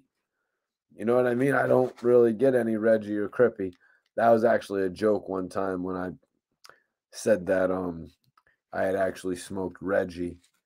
You know, I actually haven't smoked Reggie since I was probably about 17. No. Actually, that's not even accurate. Let me think. 18. Yeah, probably I was like 18 when Reggie was popping, but it wasn't known as Reggie. It was just known as Zona, and the O's were like $75, $100. So yeah, we bought up a bunch of those. You know what I mean? We were like, screw it, we'll just smoke a bunch of this shit. You know what I mean? But at that point, the only other bud that you really knew about was Hydro. They had the White Widow shit or whatever. And then you had started to hear about this haze that everybody was trying to charge $75 an eighth for. And it's like, bro, I'm not wasting all my money on that shit. I'm just going to try to get the most for the least amount. But it is what it is. Iceberg said, LOL. I know, bro. I don't even know where to buy the Reggie at. I don't even know where to buy the Reggie at. Yeah, when somebody would hit me up and be like, yo, man, I got the half of that Reggie for $50 for you. I'd be like, oh shit, that's dope. You know what I mean? I wasted many, many opportunities in my life buying Reggie. Like that one time I told you guys about the time I ran into that blue magic weed in Miami when I was at the trap house. Like, yo, I should have bought like $200 worth of that blue magic weed. Never mind a 50 of the Reggie and a 20 of the blue magic.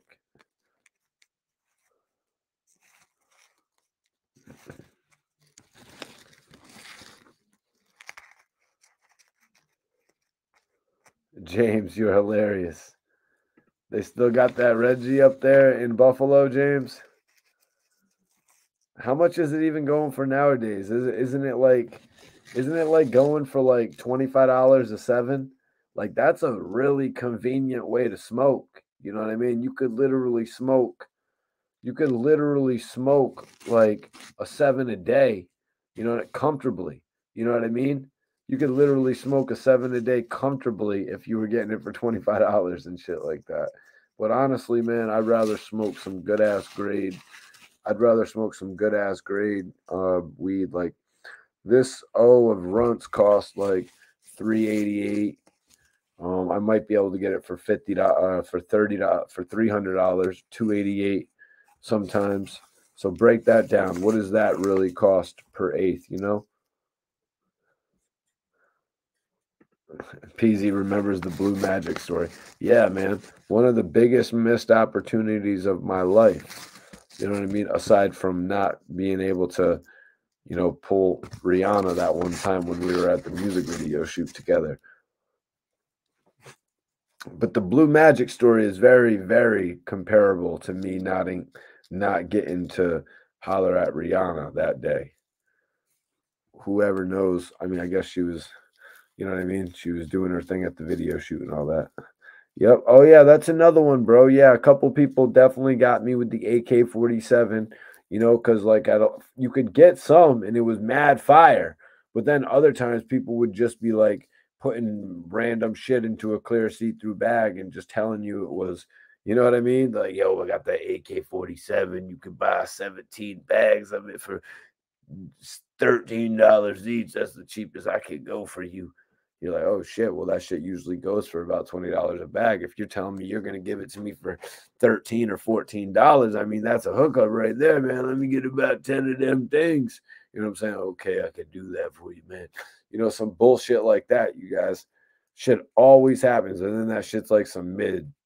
It's like that ain't no AK-40. That's the worst AK-47 I ever had.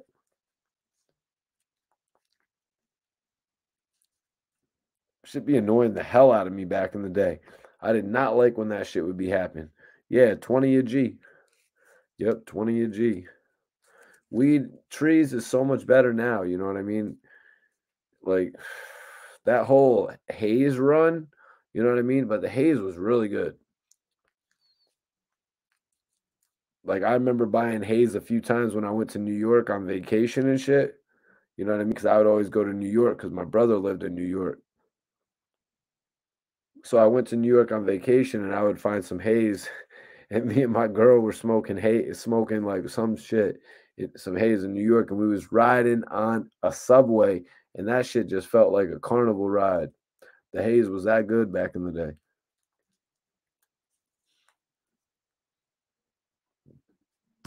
Hell yeah, man. Yo, if you're not subscribed to the channel, make sure you subscribe right now. Reggie is trash. Well, boom. What was the first chronic you remember smoking? I remember actually the first chronic I smoked was not Reggie. The first chronic I smoked was actually Hydro.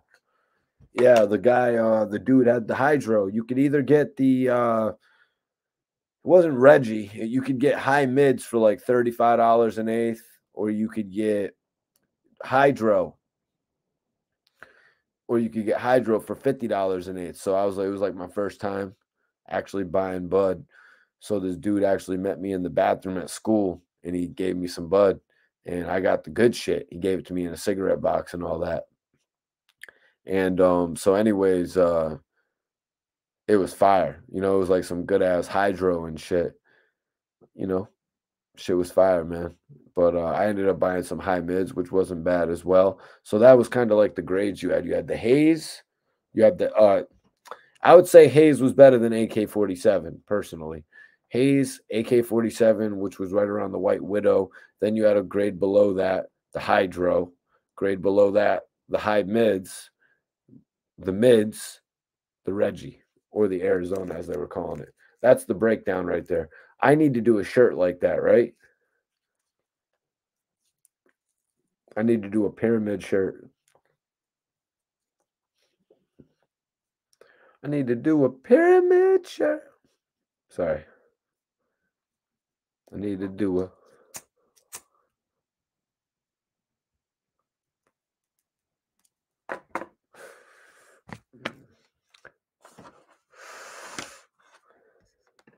I heard in Philly you can smoke on the train. That's what's up. That's what's up, man. I'm gonna have to ask Twiz about that.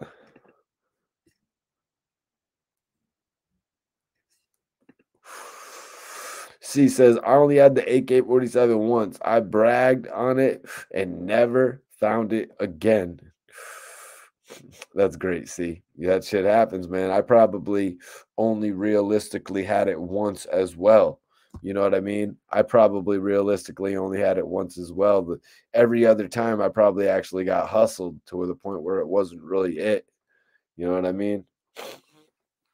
But I remember back in the day, one of my plugs actually had, you could either get the OG Kush, it was like $150 or $140, or you could get the Blue Dream and it was like $115. So it was like a considerable difference, you know what I mean? Hydro. Yeah, $45, $50 an eighth for the Hydro. And then I guess what? The other shit was like 75 or something. The other shit was 75. Crazy.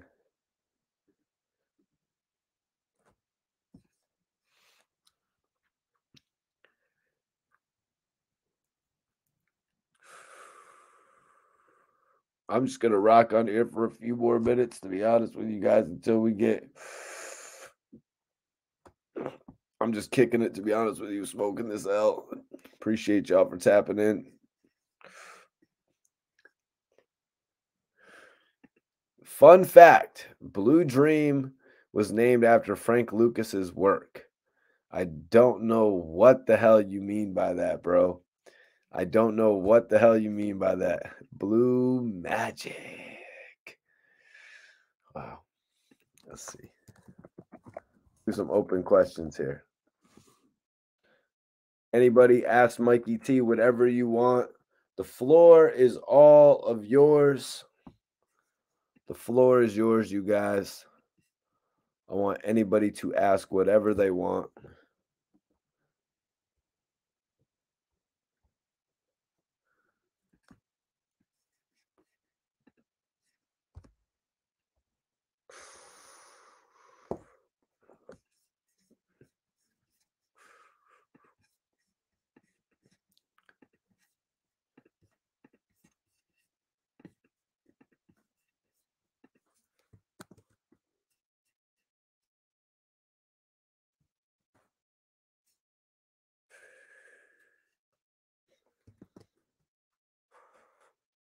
Oh, yeah, I'm smoking the GMO. Oh, damn, this shit's about to get me lit up. I'm about to be gone. I'm about to end the poll, though. Let me end the poll. Let me end the poll. Cause no! You guys went with runts. You guys really went with runts after I already rolled the blunt.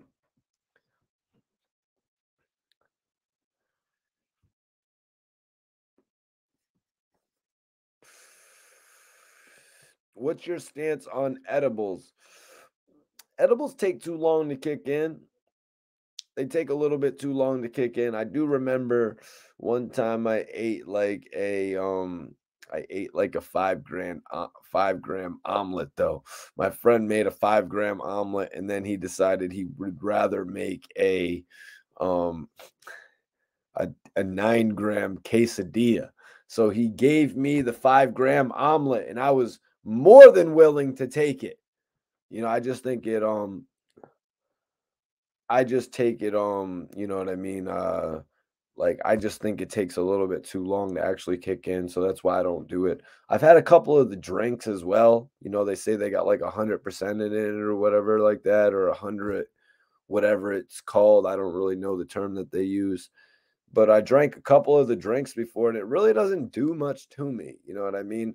In all honesty, I'm more of a flower guy. I don't even really like the vapes too much anymore.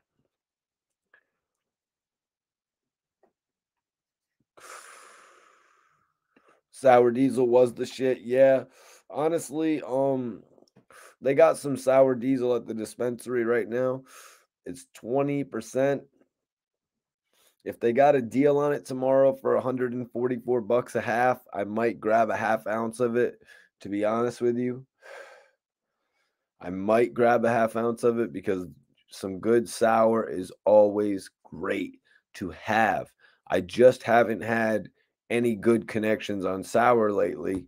It's more been all the cookie strands, you know what I mean? The runts lately. But if I could find some sour that was actually really good at the dispensary, I would jump on it.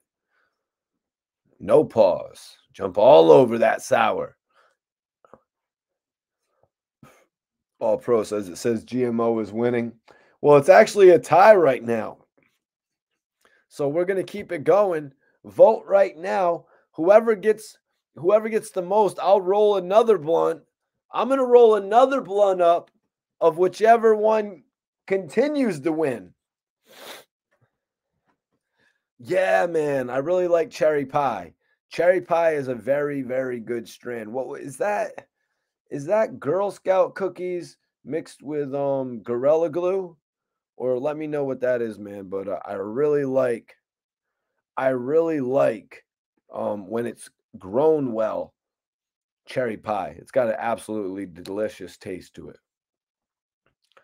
Let me see. It's open questions right now if anybody wants to send in any open questions.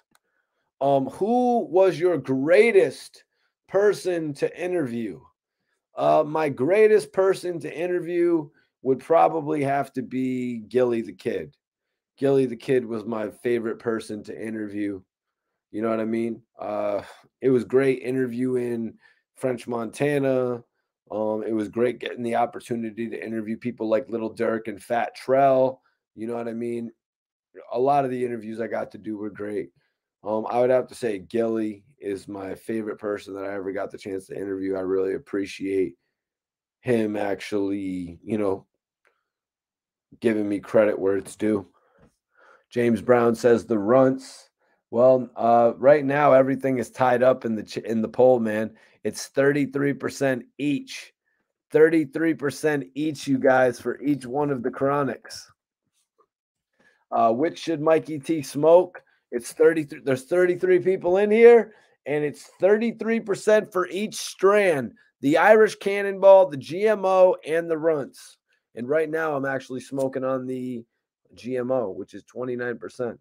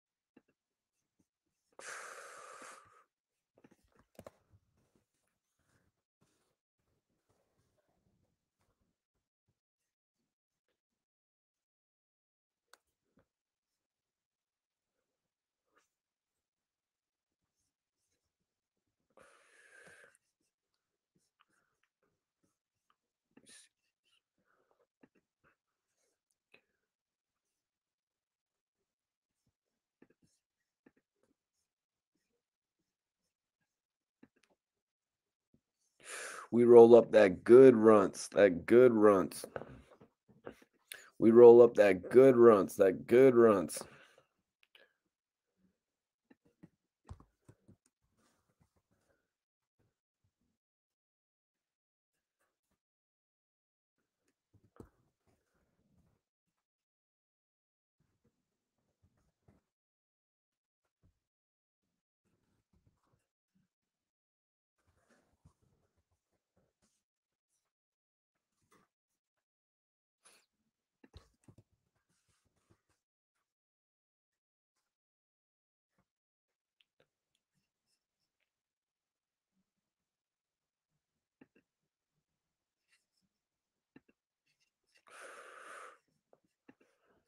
I like this right here. What's better, sativa or indica? That is a good question, man.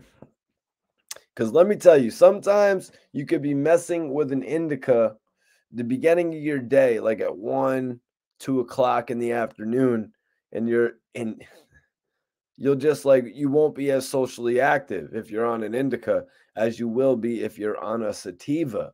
You know what I mean?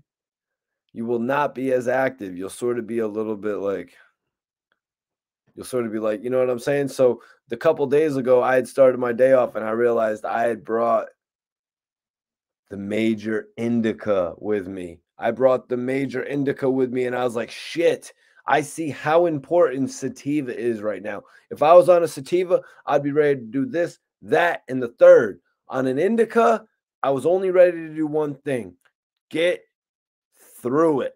You know what I mean? Let's go, get my coffee, get some waters, go back to the crib.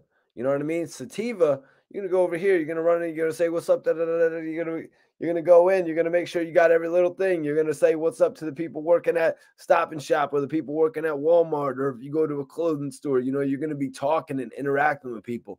You're on an indica, you're gonna be like, all right, there's that thing I need right there. Let me grab that, put it in right here, and go to the next place. Or you might even just skip all that. You might even just skip all that if you're on an indica. You might be driving, you're like, huh, this is what made me think of that because this is kind of what happened tonight. You're like, Oreo cookies, 50-50. You're like, yo, I'd rather just get an Oreo McFlurry, man. Skirt! You know what I'm saying? Like,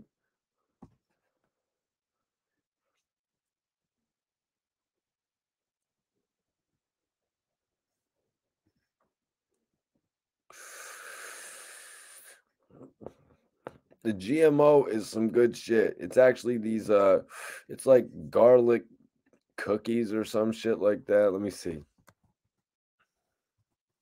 I actually got it when it was a very high percentage. That's why I jumped on it. GMO, also known as garlic cookies, it results from crossing Chemdog and Girl Scout cookie strains. Wow. Those are two strains that I actually love. I love some Chemdog, which is a cross of OG and Sour Diesel, and Girl Scout cookies. Let me see.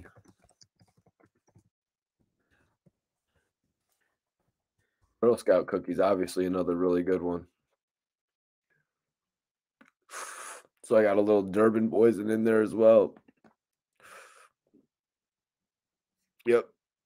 Indica is that joint that gets you on the couch chilling back, gets you on the couch chilling back. Now, when you're on that, the indica gets you on the couch chilling back. Now, the sativa gets you on your grind, ready to interact.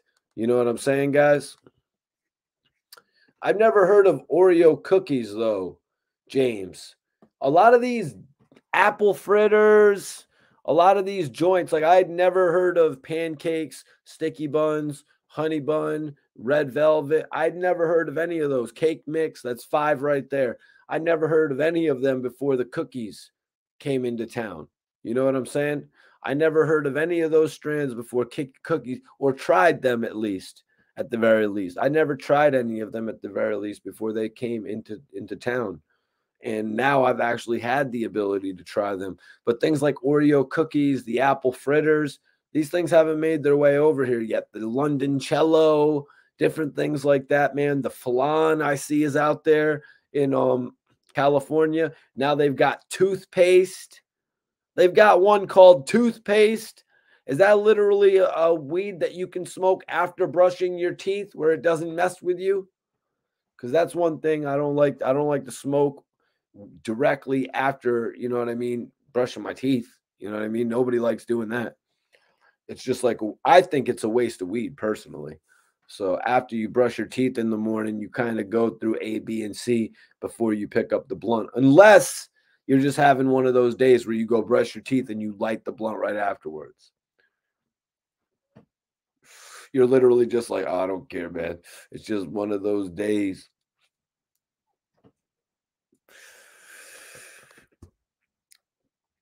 Justin, Northern Lights was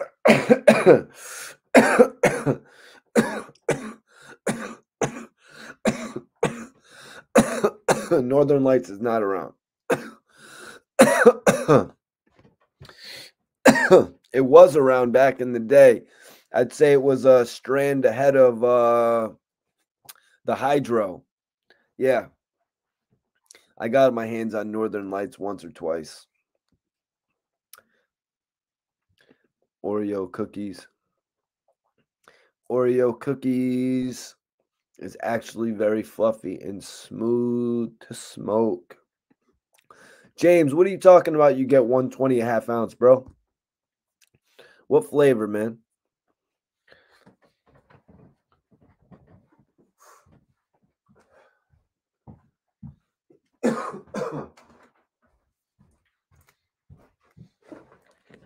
What flavor was that for? What up, Addy? Appreciate you, Addy.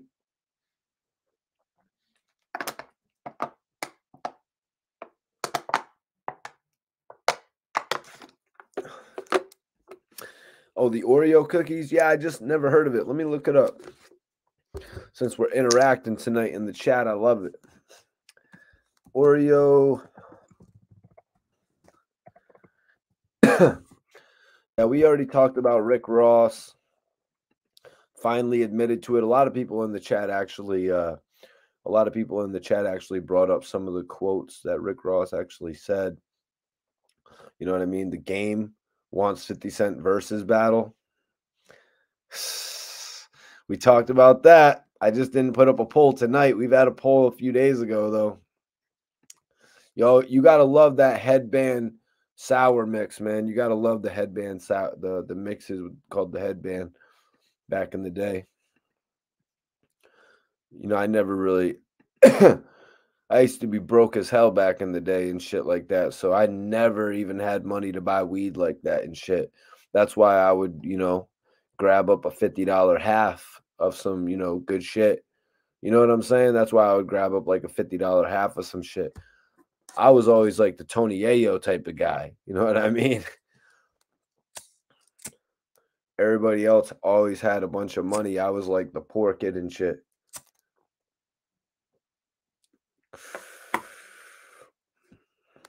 But it's all good. You know what I mean? It's all good.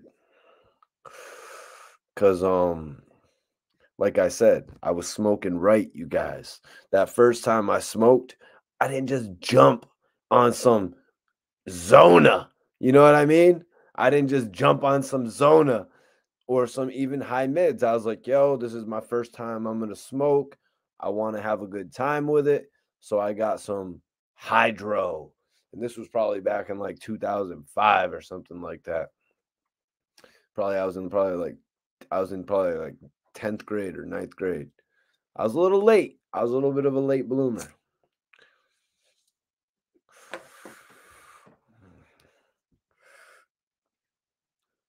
Yeah, Buffalo gets it. Hell yeah, man.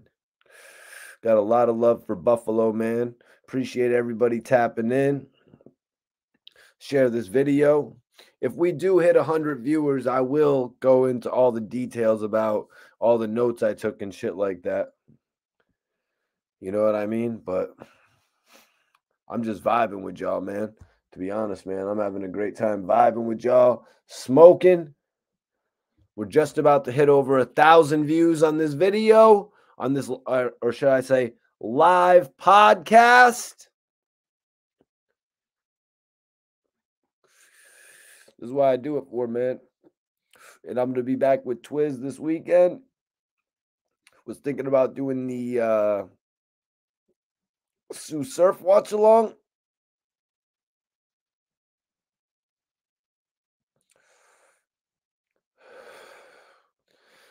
Yeah, the Sioux Surf watch along. Wow, Miami. Salute to Miami. I love Miami. Justin says that Granddaddy Perp was a good one back in the day. Oh, yeah, man. Anything purple, man. Anything that made you could see some colors in the weed. You're like, oh, man, that shit looks beautiful. You know what I mean? Like, I just had this one joint called Daily Special last week, and I really didn't want to get it. I really, really didn't want to get it. My man Cody Banks, me and him bust his brother's ass about getting the daily special because who would buy a chronic called daily special? You know what I'm saying? But I bought a couple eighths of it, and that shit was actually 24%. I might have bought 4/8 of it or 6/8 of it, and it was 24%. And let me tell you, them buds blue. There was blue on the buds. Not as much blue as on the Snoop Dogg buds, but there was some blue in that bud, man. Thank you, James. I appreciate you for tapping in, man. Major love to Buffalo. You know, I appreciate Buffalo. I appreciate Benny the Butcher doing that interview with me, taking the time and basically answering every single question that I had to ask him. You know what I mean? A real interview. I take my craft very seriously. All Pro 206, thanks for tapping in, man. I'm over here in Seattle. We got everything you could dream of. In the middle of Canada's finest, Cali's best. It's Bud Central up here. Damn, bro. Run down some prices for me, man. Just not, run down what it's like to be out there. Like out here, like I said, we got in the dispensary, it's $144 for a half. So it's about 288 for a full thing. You know, it's kind of expensive. And then when you're not getting the special, it's nearly $400. So it's really it's a ball breaker out here in Massachusetts. Like I'm almost going to relocate to California based on the price of some chronic. You know what I mean? I'd probably save enough for a year-long lease on an apartment. Just being funny, but it's probably true. I've got a Wiz Khalifa like tendency.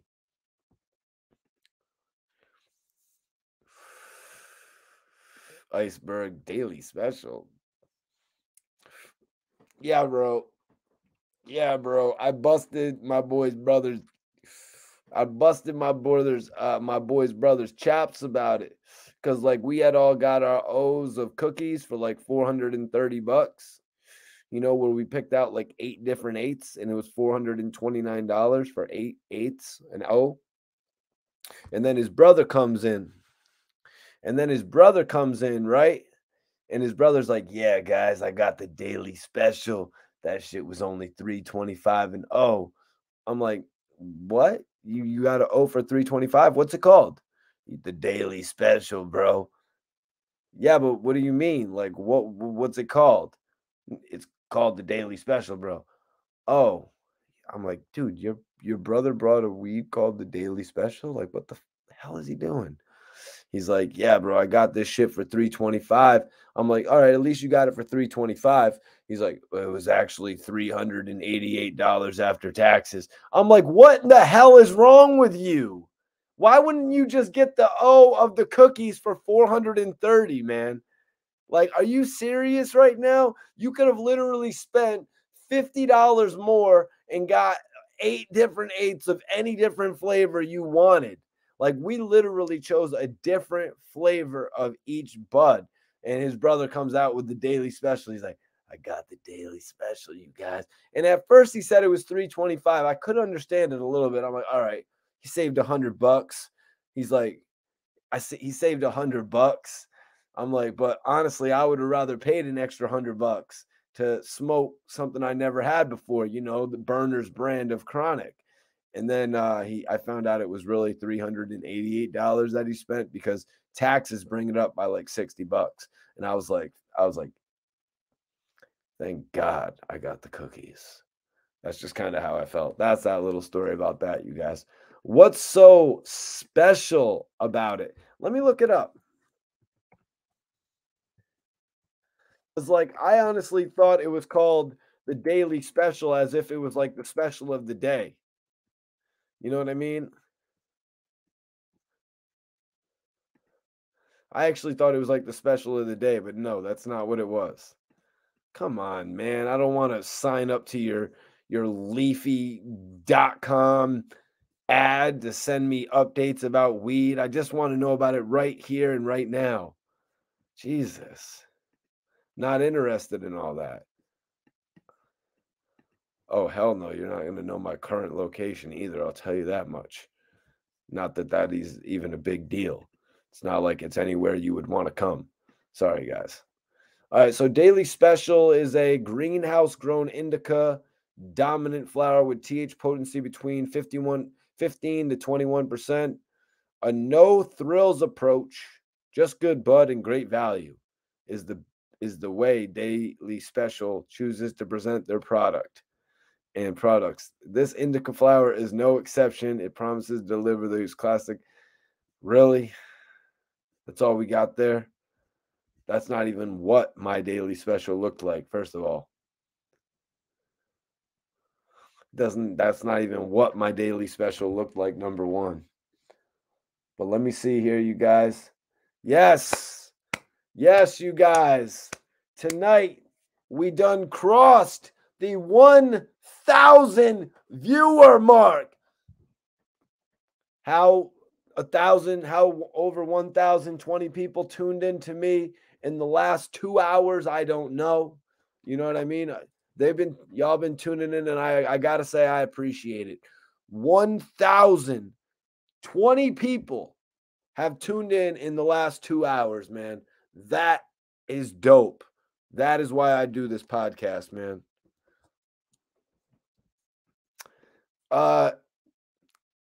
Iceberg, why are you taking so many shots at the Daily Special? Why are you taking so many shots at the Daily Special, bro? The Daily Special actually wasn't that bad, man. I rode my friend's brother on it for so many weeks, just like making fun of him. Like when I'd be on the phone with my boy Cody Banks, I'd be like, "So did your brother got some of that Daily Special?" I would just be on his ass, pause about that shit. You know what I mean? Just making fun of him every chance I could get. So that's why I'm kind of glad I shared this story on the live, so I can kind of leave it. There. What up? What up? What up? Clouds Clutch C, Triple C's in the building. The game is fishing now. I see what you're saying because I said it a little bit earlier, but the game went on Nori's podcast and pretty much challenged Eminem. You know what I mean? He's fishing. Yeah, he wants a Verzuz. He has a album coming out. He needs to do different things to attract attention. I can't say that it's a bad idea. It's not a bad idea. The game needs a top tier artist to do a Verzuz with, preferably somebody like 50 or Eminem to attract the most viewers. You know? Appreciate you, James. Major salute. Yeah, man. Originality. That's what it's about, man. The name is sus. As F, bro. That's all I'm saying, beloved. Bro, it's called Daily Special. It's actually like it's out of my control. You know, it's out of my control. It's a strand of marijuana that has existed for quite some time. I'm not sure who put it on. You know what I mean? I made fun of it at first. I got the opportunity to get some pre-ground of it for $60 a half. I did. My homie who I was riding with, my best friend Jesse, was telling me, he was like, yo, that shit's actually pretty good. I was like, are you tripping, bro? It's pre-ground. But he was like, no, it's good. It's good. So anyways, I got the opportunity. I saw it was 24%. You know what I mean? No BS. So I grabbed about 6/8 of it, man, and it was good. Cloud Triple C says Brownie Scout cookies 32% be my shiznit now. Yeah, Triple C. This is actually what I'm smoking right now.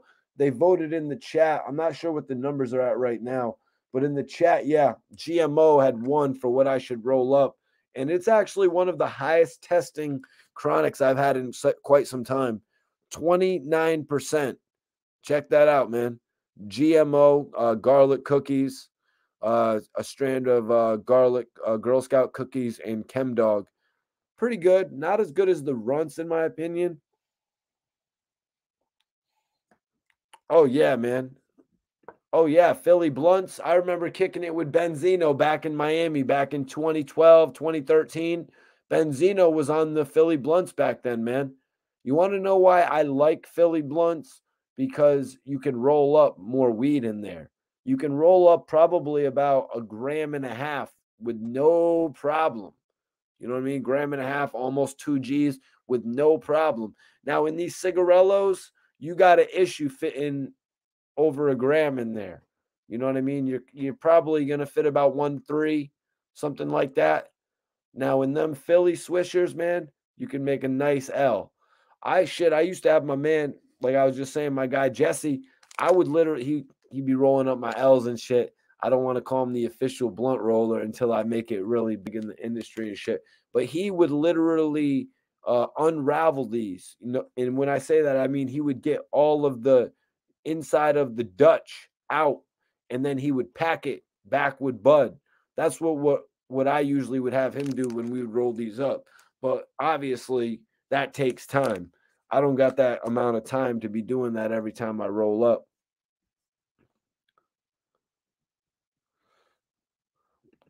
What's up, Triple C? Yeah, yeah, yep. This one, I really like the runts though, man.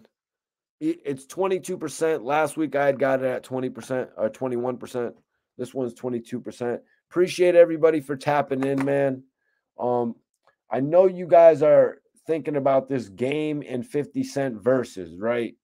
Game and 50 Cent versus probably won't happen unless they get offered a major check. You know what I'm saying? It probably won't happen unless the guys get offered a major check. I think that's I think that's 50's big issue with it.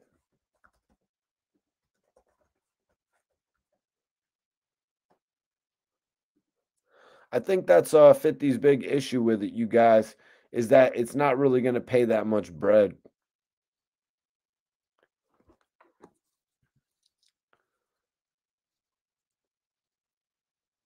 Now, if it paid them a couple million each, I think they would both be on it. You know, they got to do a pay-per-view type thing for it though, guys.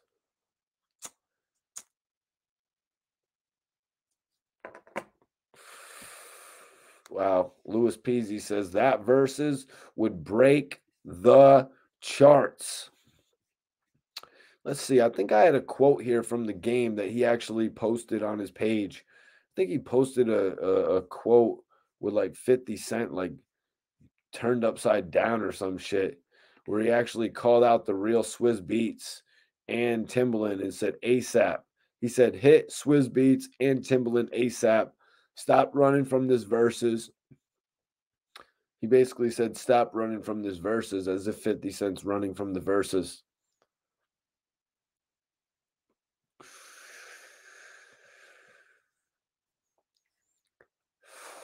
Addy, what up, Addy? Addy says Game doesn't have a catalog nearly as big as 50 Cent. Well, I mean, shit. I got to disagree with you, man. The Game actually has a bigger catalog than 50 Cent. The Game actually has a bigger catalog than 50 Cent. The Game has double the amount of albums as 50 Cent, bro. You know, the Game has released 5 albums since he left G Unit, for crying out loud. Yeah, let me plug my phone back in.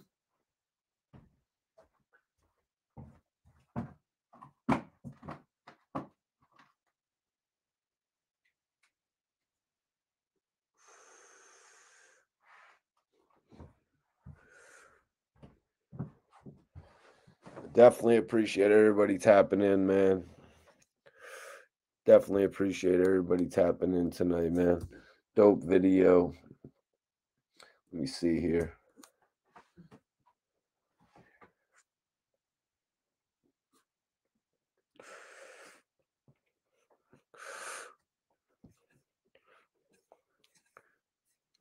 Roosevelt says 50 has more.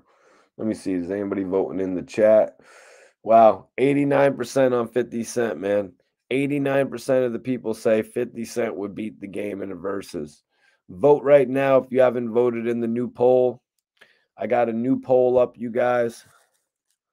Vote in it right now if you have not voted yet. You don't remember LAX, bro? Come on, man.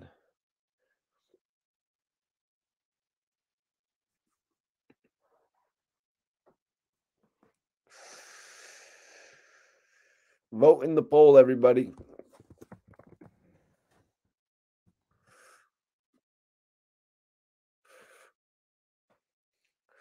Vote in the poll, everybody.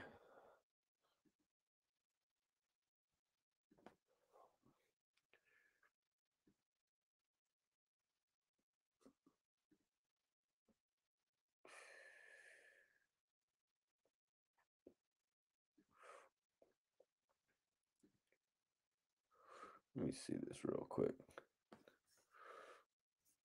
T2 says 50 over game.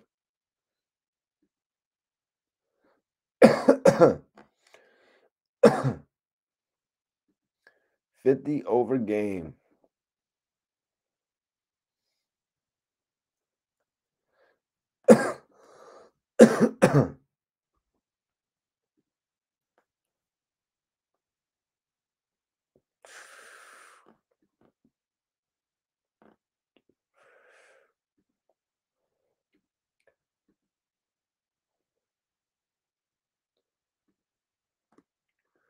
Nice.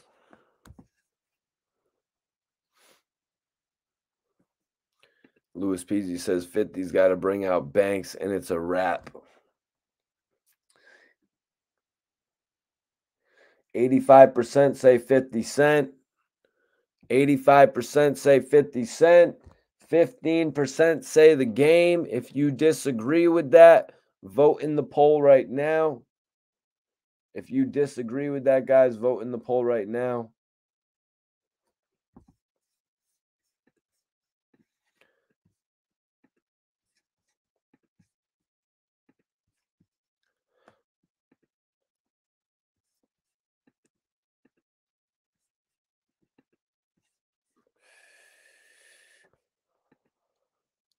Justin says the game should have stayed loyal, but unfortunately, he didn't. Yep. The game had a lot of success he could have attained with G Unit. I mean, we saw what happened after he left the unit and decided to go on his own. He sold 200,000 less units. He went from 580,000 sold first week on the documentary to 200 or to 360,000 sold first week on the Doctor's Advocate. I'm just really shocked that Rick Ross has gone into his past and elaborated on being a correctional officer as well. Like I sort of said a little bit earlier, he had the opportunity to go on Sway and talk about it, and he never did. And it's like, wow, like it's kind of shocking to me that they wouldn't talk about that or really open up on like Sway's platform, or you know what I mean? He wouldn't really open up to a certain extent on all these other platforms, but he did. Now, don't get me wrong, the Nelk guys get millions of views. You know what I mean? They get millions of views, so they command a lot of attention. You know what I'm saying? So when you go on these platforms, you got to really tell your whole truth.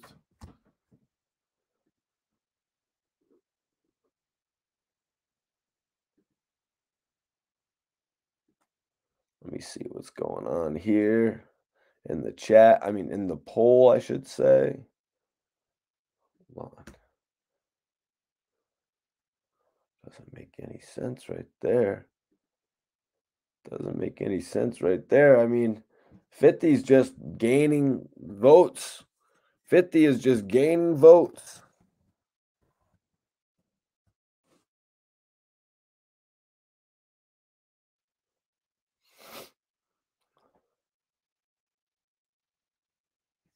James says, I respect the game because he wants to pursue his own vision and it's not about loyalty.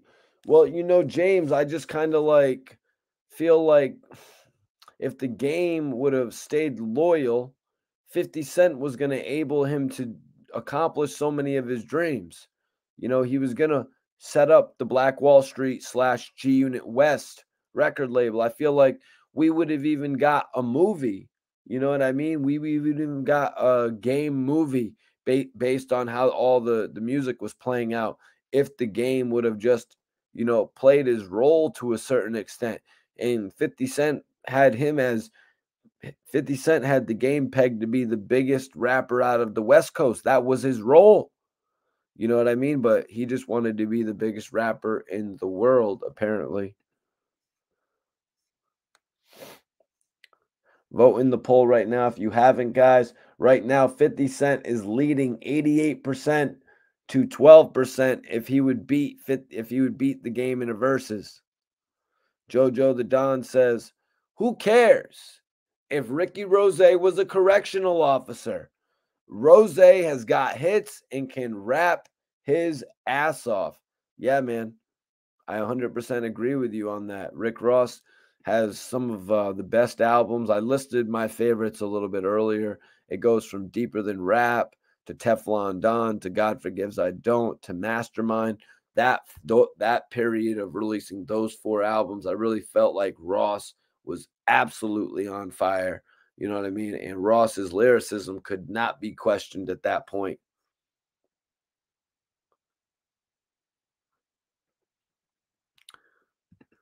James says, no, no, you know how the machine works, Mikey T, and the game didn't want to be a part of the G Unit machine.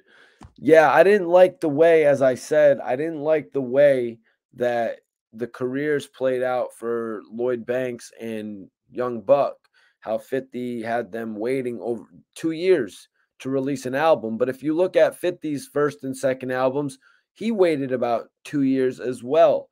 So rather than release an album every year, G Unit was going to be the norm to release an album every 2 years while being a part of several other G Unit projects, whether it was a G Unit album or a movie soundtrack or just other solo projects put out by G Unit artists.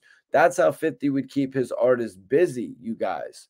50 would keep his artists busy by actually, keeping them involved with other projects to keep them relevant. Whereas other artists like your Ja Rules, your Ludacris, your T.I.s, these guys were releasing albums every single year in order to maintain relevancy.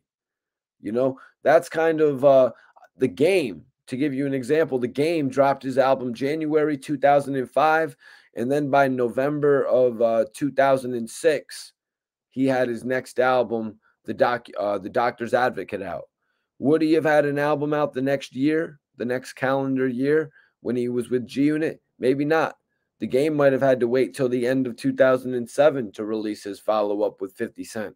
Possibly. Maybe they would have fast tracked it based on the results, though, based on the relationship with Dr. Dre. None of the other G Unit guys, Banks, Buck, or Yayo, had that additional relationship to push 50 further into the project. It was 50's relationship himself, you know?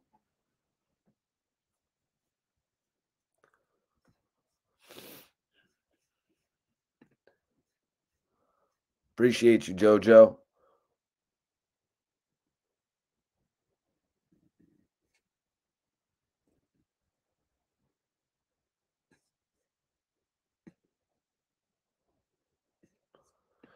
Benny, West Side Gun, and Conway. Yeah, I was actually just talking last night about how it would have been better. It would have been classic if Eminem had actually signed the 3 of them to put out, Griselda projects like that. But as Benny kind of explained to me in an interview, Eminem really didn't get to see him in the picture until a little bit too late after he had already signed those other guys. You know what I'm saying? So yeah, that's kind of the situation right there. But damn, man, I really appreciate everybody for tapping in tonight. Let me say this. Any last questions? Any last questions before we get up out of here tonight?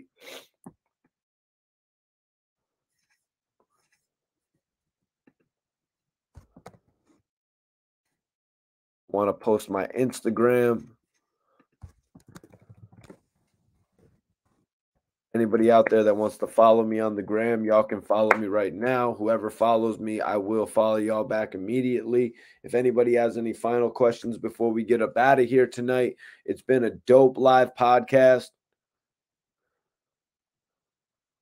It has been a dope live podcast tonight.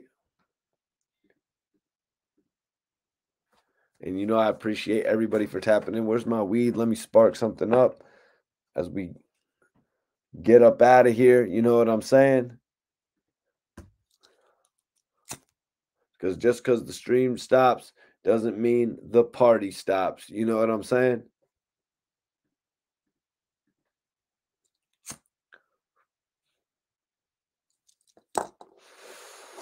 If you're not subscribed to the channel, make sure you subscribe right now so you never miss a live video. I'm always interacting with everybody on these live videos, y'all.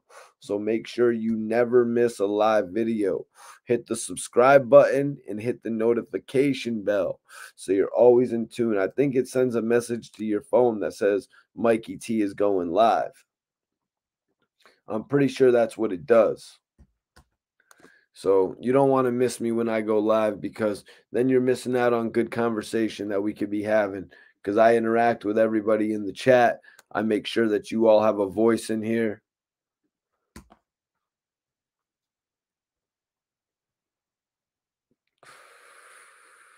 I make sure everybody has a voice.